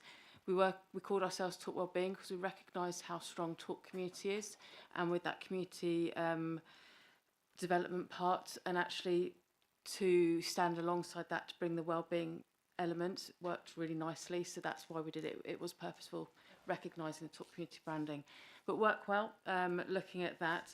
So Work Well is very much a health coaching model. It's looking to support people to start, stay and succeed in work. Importantly, there's a range of ways you can refer into this. So yes, it can be a GP referral at the point where you have a fit note issued, but really importantly, people can self-refer into this programme, and employers can make referrals into the programme as well. It's for individuals who may be managing a range of different conditions that could be impacting them being able to start work or to stay in work or succeed in work. So, for example, people with long-term conditions, people with neurodiversity, facing menopause, low mood, anxiety, but they're off work and they're motivated to return with the right support. And that health coaching model takes individuals through, it could be up to 12 sessions to understand what those barriers are. We're not replacing occupational health. We aren't occupational health. Our coaches can't do that. But they can provide people with the confidence to engage with their employer and understand what types of reasonable adjustments that they can make and ask for, and work with the employer as well to do that. They can also help individuals to understand, You know, are they in the right job? Is there something else that they want to be doing? What are the other barriers? And helping them through that process. If this team isn't the right team of people to support, we also can refer on to more appropriate services. So places like talking therapies can help, and also the PCN wellbeing team. So making every contact count, we're able to signpost to other groups as well as VCSE organisations, recognising that often the support is in the community for individuals. I've just popped on some examples here by way of the type of support that the teams have given. And it really shows the benefits that can come to people when you've got the opportunity to talk and explore what those barriers are and put in the right support. And several of the patients that our teams have been working with have got people either back into their own employment or actually finding the right employment for them. We've got an individual here that secured an apprenticeship in plumbing and built their confidence. They've also been referred into and accepted counselling sessions. So it's building that longer term support for individuals, not just that one moment in time that's right for them. So that's worked well. If we go on to then workplace health checks. So this is recognising again, and we already do outreach health checks within communities. So working with livestock communities, working with our GRT communities across the county. We know that cardiovascular disease, up to 70% of cardiovascular disease is avoidable with early intervention and prevention measures. So very simple lifestyle behaviour change. So, and we also know that many people can't access the standard NHS health checks because that requires more often than not people to attend their GP practice, which is probably in their working day. Very unlikely that's an evening and weekend opportunity. So by going into people's workplaces to provide health checks, it makes it much more accessible for individuals to engage with us and to receive that early intervention and preventative support that they need. So that's what we're doing. The NHS health checks is quite limited in the age it's covered, but for workplaces, we're covering 18 to 74 years. So trying to make it accessible for anybody in the workplace and recognising that actually that preventative discussion really early on is where some of the greatest benefits are. We do a lot of the making every contact count approach. So Philippa with the Healthy Lifestyle team, she's trained our staff to also do swap to stop. So when we're out, we can maximise on that engagement that we do. We can link in with work whilst when we're talking to individuals and the businesses, and we recognise there's a need for other services such as work well. We can do those multiple interventions, and we recognise there's an opportunity to bolt on other things as they come down the line. So, for example, lung cancer screening, when that starts in January, the same staff members can go and have those multiple conversations. So you're not passing people off between multiple services. So as you've recognised, we've done 54 workplaces to date. We've worked with economies and with public health really closely to identify those workplaces. As with any new programme, where we thought there was probably a need, there is not. So, for example, Avara would have been a great opportunity, but they have a really great employer programme already, so they actually don't need us. There's other places that do. We've done a blanket offer to most workplaces that will come in, but then we target those workplaces that are potentially in need, greatest need, as again identified with public health and your economies team. So that's what we do. Then, and with the disease prevalence that we're picking up, it is a greater disease prevalence than in the NHS health check contract. So hopefully that demonstrates we are picking up those people that that need us the most, that otherwise wouldn't have come in to those universal offer sort of packages.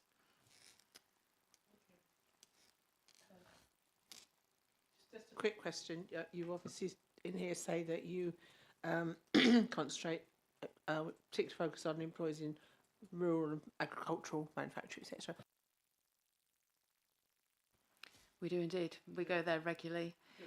We also recognise, though, that the cattle market predominantly is picking up those in sort of livestock rather than other parts of, so we're making sure that the ploughing matches are coming up. So we're trying to get to the ploughing matches as well to make sure we've got a capture on working, being in the NFU offices and,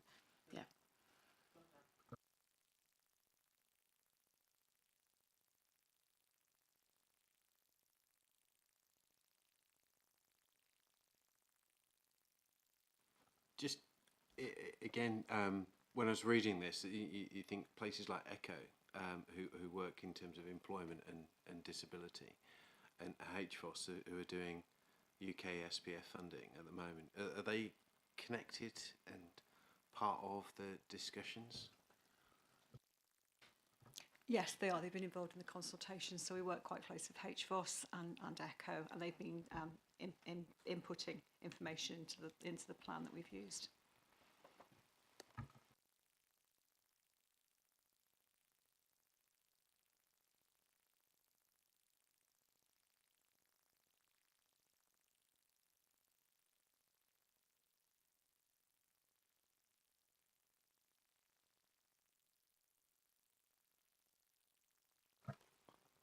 And considers how all people can contribute further, all members can contribute further to this priority.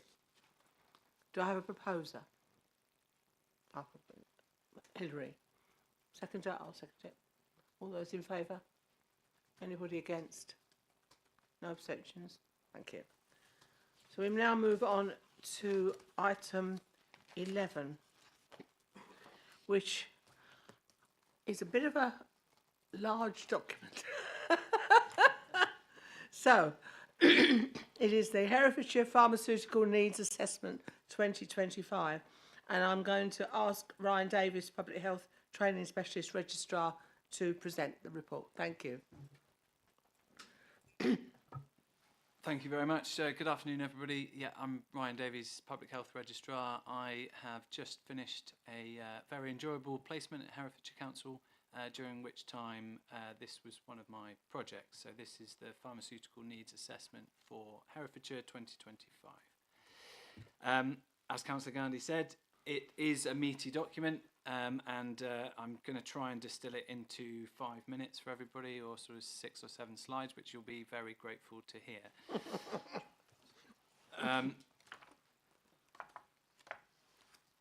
So, what is the Pharmaceutical Needs Assessment, or PNA, as I'll be referring it to? So it's a 3-yearly statutory requirement for health and wellbeing boards, but that process is delegated to a PNA working group, and I'll talk about that in a second.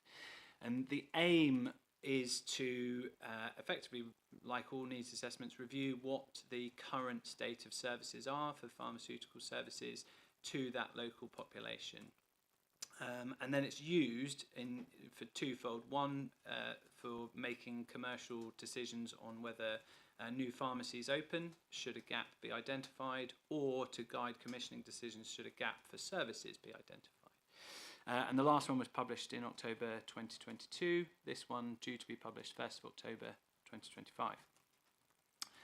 The process, as I said, we had regular working group meetings. So that is a working group across Herefordshire and Worcestershire, which involved public health, community pharmacy, dispensing practice GPs, and members of the ICB.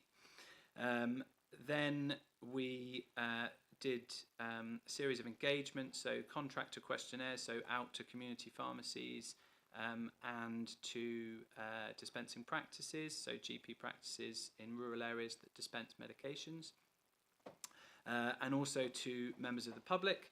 We followed this up with focus groups to particular groups that we wanted to hear from, marginalised groups, or those who perhaps were unrepresented in the public questionnaire. And then we looked at what the state of service provision was, so we did a lot of mapping. And then we looked at what the population need in Herefordshire was to try and put the two together. So a lot of things taken from the Joint Strategic Needs Assessment there. And then we put that together, worked through it as a board, and created the document. That then went out to a mandatory 60-day consultation period, which has just finished. That ran from the 4th of July to the 2nd of September. So that's the process in a nutshell. Again, I had to cherry pick the slides. A key part of this was gap analysis, and it's something that Councillor Gandhi referred to earlier, and it's about looking at access. There is no statutory guidance on what constitutes a gap, given when you create a PNA, which is difficult. And so As a working group, we had to come to a collective decision on what that criteria should be, and I put them up on that slide. So, and I appreciate that a lot of this is about driving, and so that has particular implications for the rural areas.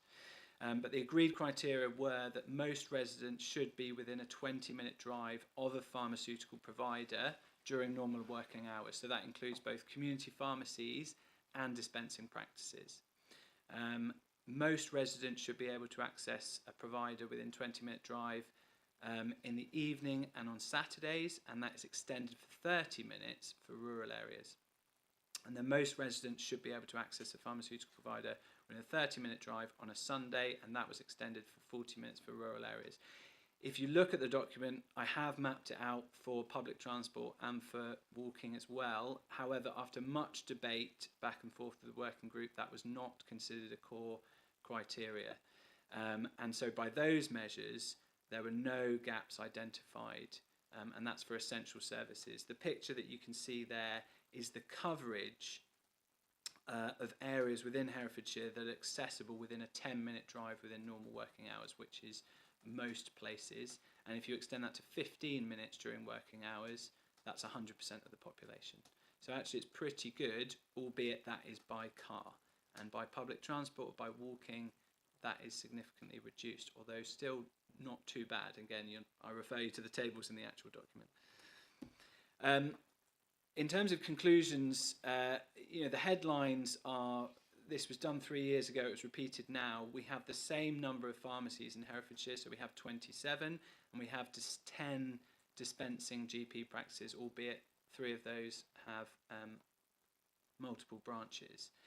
However, one so-called bricks and mortar pharmacy closed, and that was replaced by a distance selling pharmacy, so effectively an online pharmacy. Where there have been more reductions is in out-of-hours provision and coverage, particularly after 7 o'clock in the evening and on weekends. So weekday provision after 7 p.m. is now reliant on one pharmacy, which is the Asda in Hereford City. However, as I've said, there's no gaps of access by the criteria that we worked off. Overall, advanced services, and so when I refer to those gaps, we're talking about essential services, and again, I won't cover those in detail, but the sort of things that you expect the bread and butter of pharmacies to do. There's also advanced services, which again, unless anybody has a particular interest, and I'll take questions, I won't cover exactly, but those are fairly well covered as well.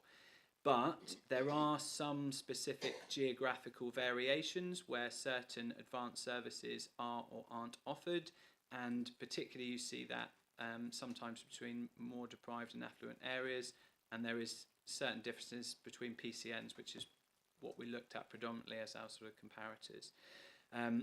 The so what of that is it's very important. We've just heard about health checks. Pharmacies do a blood pressure finding service, for example. There's going to be more people with higher blood pressure in more disadvantaged or deprived areas. They might not always be the places that offer that service. So trying to align those two things is one of the priorities. Smoking cessation refers to those who are discharged from hospital, and that's actually also low. And as of the time of writing, the local commissioning for Stop Smoking in Hereford was still undergoing recommissioning. I think we've heard already that the health burden is going to increase because of the ageing population, and there's more demand than ever, both on general practice, which then pushes over to pharmacy, particularly for things like pharmacy first, so minor injuries, minor ailments being dealt with in pharmacies. However, from our engagement work, there were pretty good levels of public satisfaction overall, but there was not the best awareness of certain services, and that may be hindering uptake, so that's something that we've considered. And some recommendations from the previous P&A have been addressed largely through contractual changes, but some have been incorporated into these recommendations.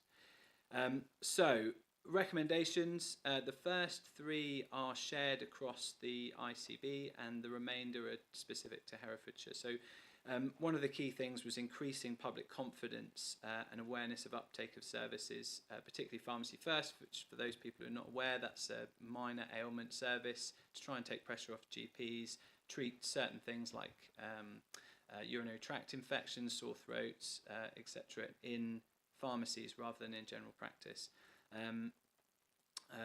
That the uptake and the awareness of that at the moment and the confidence in it, I'm sure, will grow over time. It's a new service, but that's something for the ICB to consider, and there's a national evaluation going on anyway. Oversight and alignment of services with health priority areas, I think I've made that point already, and that's both at a kind of ICB and at a local level. Sustainability of services and staff morale. I put that in because it's important to note when doing this, community pharmacy, like most frontline providers, are under significant pressures. They do a very difficult job. The burden is increasing, and they're always being asked to do more. So I think some of, although that can seem a slightly nebulous recommendation, I think it was important. Joint working, and we've banged the drum about population health management. I think community pharmacy clearly plays a part in that, and probably will play a more important role in that as they take on different responsibilities. Consideration for increasing out of hours provision beyond 7 p.m. For the reasons I've talked about. That's probably the main area where that could be improved. And as I said, certain advanced services provided in the areas of greatest need, or incentivising those pharmacies to provide those as an advanced service in areas of greatest need. Commissioning a sharps disposal service, this is something carried over from 2022, so this is patients can return medication to a pharmacy, but they can't return things like needles, and that's separate to a needle exchange programme, which is part of a drug and alcohol local commission service. Partnership working, again, it should go without saying, but one of the essential services for pharmacies is a promotion of healthy lifestyles, so we should be working hand in hand with that and providing that level of guidance. And local data to inform services. Again, it was really interesting earlier to look at that LSOA analysis. That sort of local level of detail is something that could and should be used to look at commissioning decisions. Then streamlining local commissioning processes to increase the uptake of offers by pharmacies. They are incredibly busy. It can be quite a long-winded process, and that puts people off. And that was some of the feedback, particularly for the Stop Smoking offer recently. Trying to make that easier for pharmacies to do is going to be one of the key building blocks of making sure that the right services get taken up. And the number 12 is as a result of the engagement. So we did some focus groups with Mind, and the topic of neurodivergence came up a lot, and a lot of the feedback was around queuing, the environment within the pharmacies, the lights, the busyness, and so we've fed that back on a kind of to the LPC, to the local pharmacy committee, but also we've put it in here as well. And then the final one is actually tracking these recommendations and actioning them, because I can appreciate they don't perhaps seem particularly specific, and they're more the how and not the what, and that's the responsibility of the working group going forward. But creating an action matrix is something that I've done, so they can actually track what the issues and barriers are, who's responsible, what the timeline is, etc., and that should be done at subsequent meetings. Right, so thanks very much for that. That's enough of me talking. I'll take questions now, please. So, before I pass over to ask anyone who's got questions, a couple of points I just wanted to make. What constitutes essential services? So there's 6 essential services, and you're putting me on the spot here to try and remember them. But they are they're a new medicine service, so people who have had new medicine prescribed, they're given advice and guidance from the pharmacist on what that involves. It's dispensing of medications, it's repeat dispensing, and I will find you exactly what the other three are, because I had a feeling you might ask this very question. It is, healthy living pharmacies, which we talked about already, and public health, promotion of healthy lifestyles, and then repeat dispensing, we said. So yeah, so saying it again, discharge medicine service, dispensing medicines, as you would expect, disposal of unwanted medicines but not sharps, healthy living pharmacies, so promoting healthy lifestyles, public health, so that's running campaigns each year about various awareness, and then repeat dispensing. So my ward and where I live is in the northwest of Herefordshire. It's one of the group practices that you put on, which was Mortimer, which covers 3 distinct areas. All of those pharmacies are attached to the GP practices. All those pharmacies provide the dispensing of new medicines. No advice, to my knowledge, about side effects. That is sometimes given by the GP, but not by the pharmacist. I've never seen the pharmacist in any of the 3. They will take back other medicines. And there are, I suppose, public health notices that are put around the surgery, but I don't know who puts them up. So I can't speak for other community ones, but 3 of your lists on that covers my ward, which covers the whole of the northwest. I know from all 3 of those that the only facility it really provides is picking up a prescription or requesting online or by telephone a repeat prescription and going along and picking it up. It provides nothing more. So my question would be, we may have an adequate number of pharmacies in the county. Whether we have an adequate pharmaceutical service in the county, I think is a very different thing. So I mean, would I, living 7 miles from Leominster and similarly from Ludlow, would I, when I've got a surgery in my road, would I go all the way to Leominster to get advice about my health from a pharmacy in Leominster? No, I probably wouldn't. I'd go to my GP. And I think the report identifies that from the maps that you've shown. And it, as I say, I think we probably have got sufficient, although one I noticed that you didn't mention was the fact that one of them has got steps leading up to it, which is a barrier for some people. I don't think we've got sufficient pharmacies that provide the sort of services that a pharmaceutical, someone like Boots or some would provide. They don't do that. Yeah, it's a great point, and I guess it's do dispensing practices. Can we draw a direct equivalence for dispensing practices to a community pharmacy? Do they provide exactly the same services?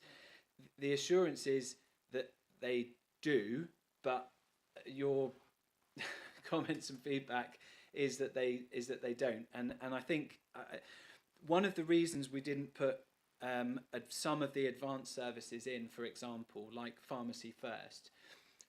Now, a GP practice would say, obviously, we provide the equivalent of Pharmacy First with GPs. Then the question comes, can somebody get a GP appointment as easy as they can walk into a pharmacy to get a Pharmacy First appointment? Perhaps not. So can you draw that equivalent? So it's probably not for me or this to answer, but in terms of the statutory framework and the contract, dispensing practices are supposed to be equivalent to the core requirements of a community pharmacy, and so we've reported as we can given that. But I agree we come back to the elephant in the room of rurality, don't we? And are there what are potential disadvantages of people in rural areas? 10 dispensing practices is a lot, and they cover the gaps in community pharmacy. So, for me, one of the problems with rural practices is if we had, and in my one, it would never happen because it's in a converted bungalow. I mean, we wouldn't have a proper dispensing pharmacy. But if there was an opportunity to speak to a pharmacist about something that a pharmacist could give you advice upon and prescribe something over the counter or whatever, then the GP waiting list wouldn't be so long in those practices. But because they can't get that information, they make a GP appointment, and that's the knock-on effect. Or they go to A&E.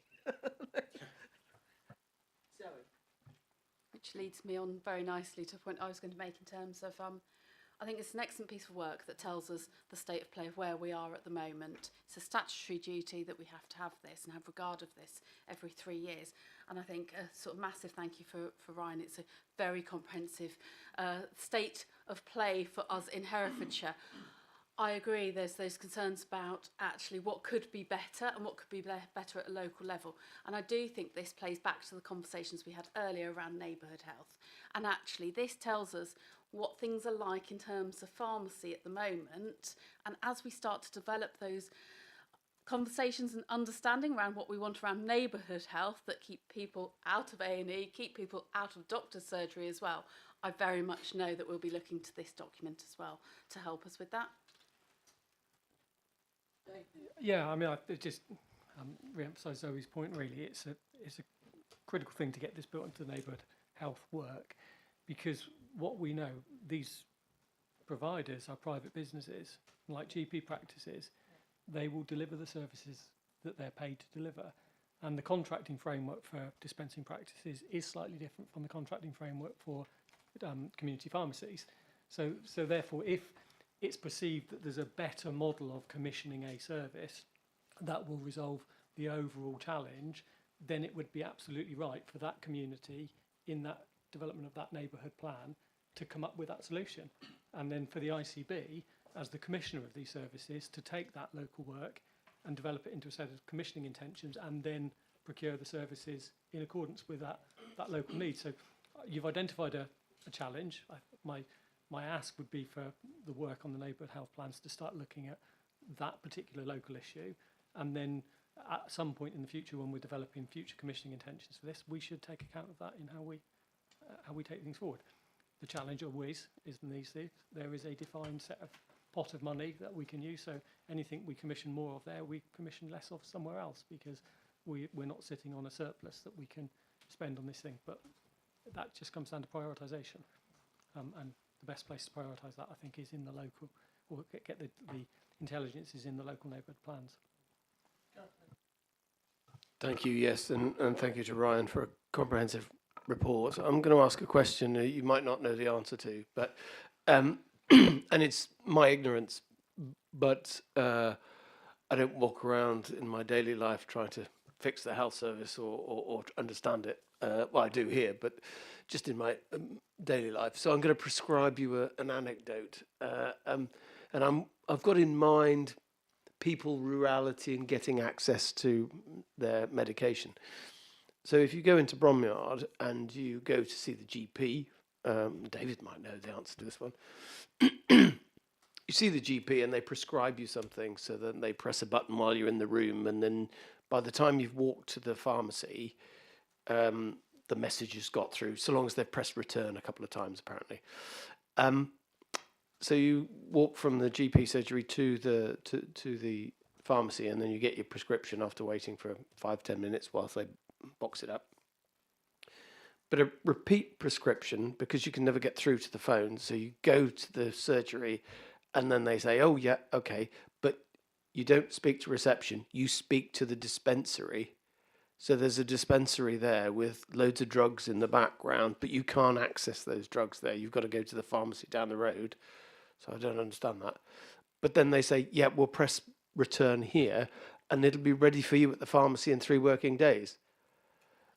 So, what, you know, from a layman's point of view, a member of the public who's not interested in how the health service works, there are different people. There's a private pharmacy, there's a tourist GP surgery, there's the NHS, there's whatnot. But the member of the public is like, well, I can get my prescription instantly after an appointment, but I got to wait 3 working days to go to the same pharmacy to get a repeat prescription. Now, it's easy for me because I live in the town and I can just walk down the road, but I'm worried about those people who have got to arrange for a trip, they've got to be driven in by a relative or somebody like that. And it just seems to be that you can do it instantly on the one day, but you've got to wait 3 working days for a repeat prescription. I don't understand that dynamic. Thanks. Well, I'm not going to disappoint you. I don't know the answer to that question. David May. I'm happy to take it. Yeah, please do. So I think the issue is simply that if it's an acute prescription there and then, this might be an acute disorder where you need to be starting your antibiotics, say, for your chest infection straight away. Whereas your repeat prescription, which you'll have known for the last 28 days or whenever when you're going to need it, the idea is you can plan ahead for that.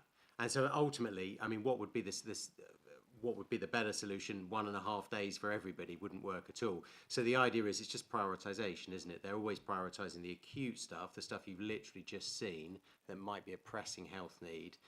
And in return for prioritizing stuff, the stuff that gets put on the back burner that takes longer is the chronic stuff that can be planned for, which is a repeated monthly prescription. That'd be my understanding. No one needs an urgent repeat prescription, do they? Well, they shouldn't if they've planned ahead. And I admit not everyone can plan ahead, and there's a wider issue around people with chaotic lives and how we help them.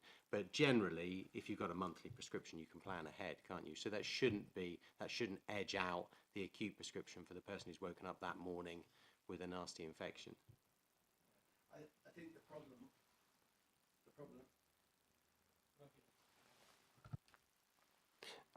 I think the problem is the way the GP surgery operates is that they won't do things for long term. So you've got to keep going back and keep phoning or not phoning because you can't. Yeah. So it just seems to be a very compartmentalized way of operating when you continually have to keep going back, but then there's not the immediacy. There's 3 working days. I just thought it could be a lot more immediate, that's all. I agree, and you've stolen my thunder in terms. That's what I was going to say in terms of, but in terms of back to those shifts, in terms of from analogue to digital, I get that not everybody will have access to that, but there is that massive movement to how you can do that online. And I think that has shifted massively in the last 12 months and will continue to. Now, what we need to do is make sure that we're not leaving people behind on that in terms of an inequalities issue, where then actually we're widening the inequalities. So the scenario that you're talking about Mrs. Smith, who then goes to the pharmacy, has to come back in 3 days' time, doesn't drive, etc. What we don't want to do is make that situation even worse by saying, well, you need to use the app, and actually she doesn't have a phone to do that on. So that's really important, and that's the bit we have to hold. But actually that shift to us being able to really speedily do that online is massive progress and takes out a lot of that scenario, doesn't it? Yeah. I mean, I was going to say, I always use the NHS app, and I have the ability, and I think everybody else does as well, to actually specify which GP practice in my group I want to go and pick it up from. So if I'm going somewhere to visit somebody, I'll say, well, I'll pick it up from Lentwoodine, or I'll pick it up from Kingsland, or wherever. So the NHS app is a much easier way. You can make your repeat order sort of 10 o'clock at night, and you know you're going to wait a couple of days, but you don't have to make a phone call and stay on the end of the phone. Why would you do like that, Jonathan? So the challenge would be, why don't I know about that then? Yeah, and that's the way you get. That's the way, you know. What's the? Because you don't watch the television or read newspaper. Yeah, that's true. No, but the point, that the challenge that Zoe's got there is, well, why doesn't everybody know about that? I think most people do. Well, I don't. Yeah, I mean, it was interesting, wasn't it? I mean, most people got onto it through COVID because it was the way that you demonstrated you'd had your COVID vaccine to do lots of things. You did it through the app. In fact, it was sort of the only way you could do it.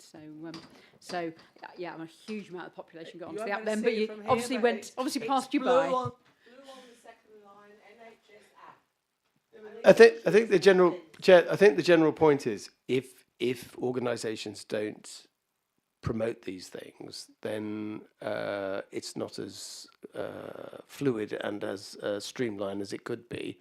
And when especially GP surgeries are inundated with calls and queries and the Monday morning telephone calls, you know, much more should be done to promote this. Yeah, I agree. We were, for some time, there was a kind of performance indicator for ICBs that we were monitored against about the proportion of the population that were registered on the NHS app. I can't remember what the exact number was, but I can tell you that from the new 10-year plan, the analog to digital chapter puts a lot of emphasis on a renewed push to A, make the NHS app a world-class app that is as easy to use as the best apps that are out there, because it's not, it's pretty clunky, and B, to make sure that everybody who has a smartphone has and is willing to use the app has the app. So there'll be a renewed push again to do that, I would imagine, over the next 6 to 8 months. So hopefully. And prior to the NHS app, I used EMIS, which was another app that I could use to access my surgery. And my understanding is, and I might be wrong about this, but within the country, I think, might be just Herefordshire, as of the 1st of October, you can go on your NHS app and you will be triaged by ticking a few boxes as to whether you need to see a pharmacist, go and get something off the shelf, whether you need to see a GP urgently or not, and that will be from the 1st of October. And my group of practices are saying, you know, they will take phone calls if people don't have access to the app, but they really would, because to stop the 8 a.m. or 8:30 a.m. rush, it's something, again, you can do at any time of night. I mean, is that right? That's correct, isn't it? Yeah. I mean, the functionality is very good, and it will be better and easier to use, and the ability to use it to communicate with your GP practice, you know, to send a note. I'm a bit worried about this. Non-urgent appointment, I've used it in that way. A couple of days later, you get a note from the GP back saying, have you done this, do that, we want to make an appointment, you know, whatever it is. It can be used. Some practices will allow you to book an appointment through the app. There's all sorts of functions that can be used for it. But I think the clear message is we need to go away and make sure that the whole population is aware of it, and that everybody who is willing to use it does use it, and that from the NHS side we make it the best app that we can to promote that use. I think the other thing that, apart from being able to get repeat prescriptions, is you are able to see your NHS records. So all your test results are there. All the letters that you receive from your GP has received from your consultant at the hospital are on there. You're able to access information going back several years. You're able to access all sorts of, and they are able to actually message you on it to say, as I've had recently, you are due for your COVID flu vaccination. Can you please make an appointment to do so? I think the ultimate ambition for the app, as outlined in the 10-year plan, is to make it the platform for your medical record as an individual. So you will own your medical record and you will take it to every appointment. And rather than this funny scenario we get at the moment where you go somewhere and somebody asks you for your history and what medicines you're on, and you go, well, I told somebody that yesterday. This app-based model will all be there, and you literally, you know, the way I envisage it, it'd be like tapping a credit card on a machine where the details will come up on the screen of the clinician in front of you. You know, it's a far better way of the patient owning their own details, knowing about their own details, being involved in their own care planning, but also it addresses the vast array of data sharing problems we have at the moment, with one organisation holding data that it's got to have a data sharing agreement with another organisation to enable them to share. If it's a patient held record on the NHS app, that all goes away. and that will genuinely transform how we use the app going forward. So a couple of years from now, I think it will be a very different prospect for all of us using it anyway.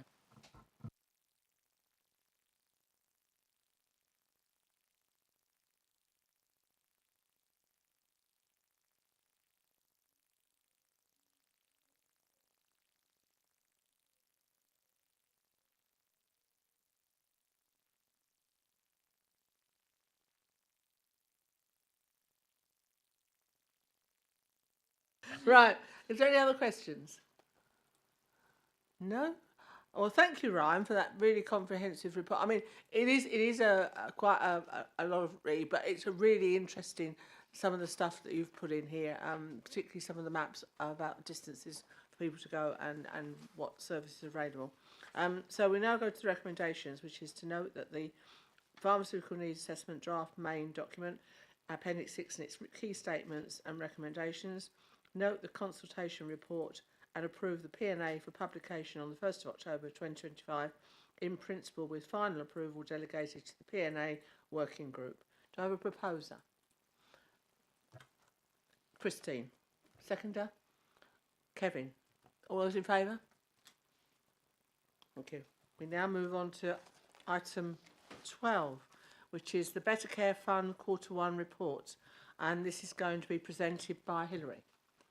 I think there's other contributors to this as well, possibly.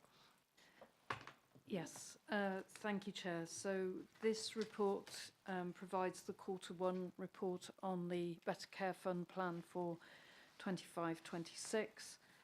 As usual with the Better Care Fund deadlines, they never fit neatly with the Health and Wellbeing Board deadlines, so we have already submitted the report, but clearly important that the board has a chance to review it. As you know, we submitted the Better Care Fund plan for the year. We met all of the national conditions. That plan was approved, but with one local condition, which was that we were required to create a delivery plan to outline how we intended to meet the goals within our available resources. We had to submit that plan by the 15th of August, which we met that deadline, but we're yet to receive a response back from the national team. In terms of the performance against the metrics, there's 3 metrics for the Better Care Fund this year. First one is around emergency admissions for over 65s, and clearly we've heard in previous debates about that. Our admissions are not on track, so according to our local data, we had just over 2,500 admissions against a goal of just over 2,000. A number of initiatives are set out in the report about how we plan to address it, and clearly the Neighbourhood Health Programme is a key part of that. The second metric is around discharge delays. We haven't yet received the national data to enable us to be able to really see how we're performing, but we have included the local data around emergency discharges.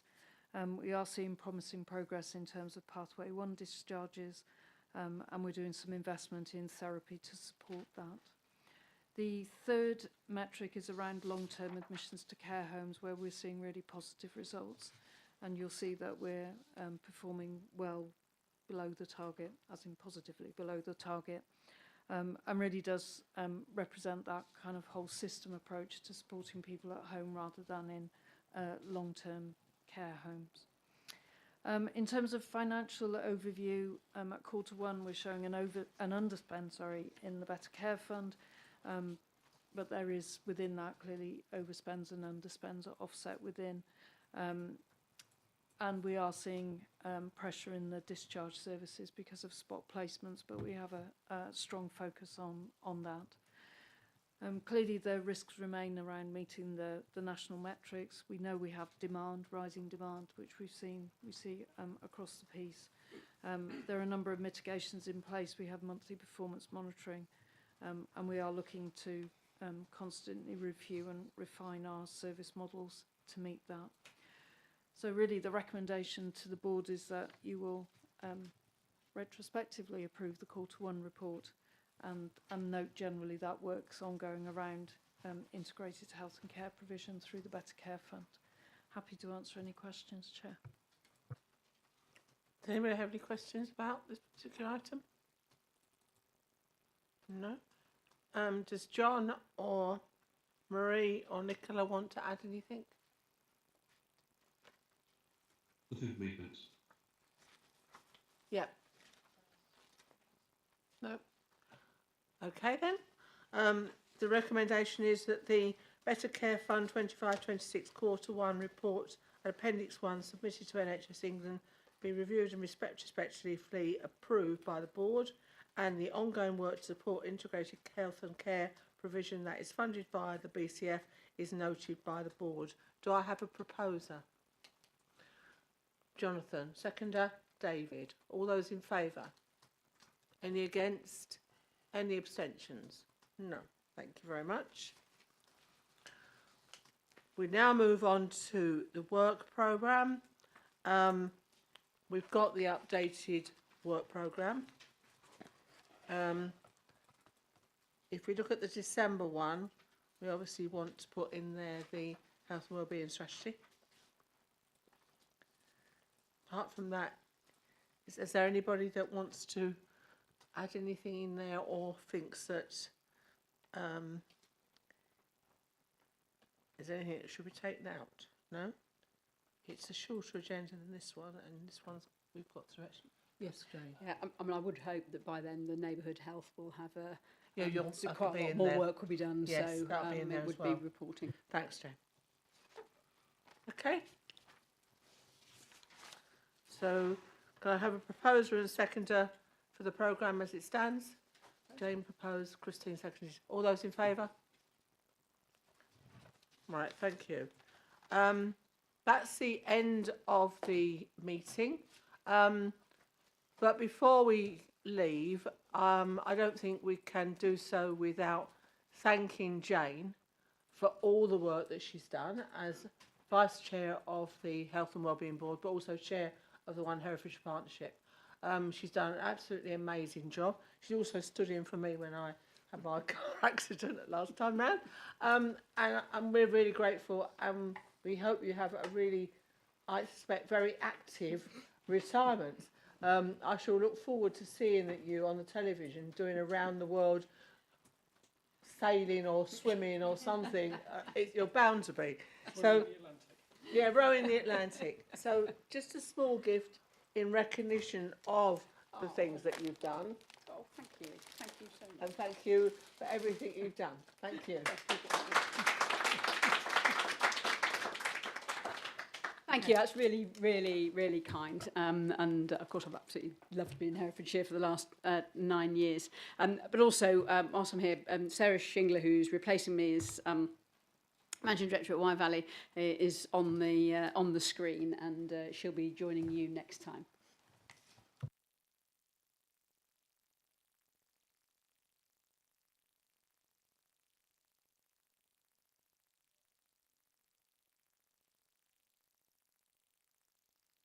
Done your hair, Sarah, that's the thing. Sorry, I kept losing you then. Hello, everyone. Hello. Welcome to the Health and Wellbeing Board. Thank you. And we look forward to seeing you at the next meeting. Yes, I'm really looking forward to it. Thank you. Okay.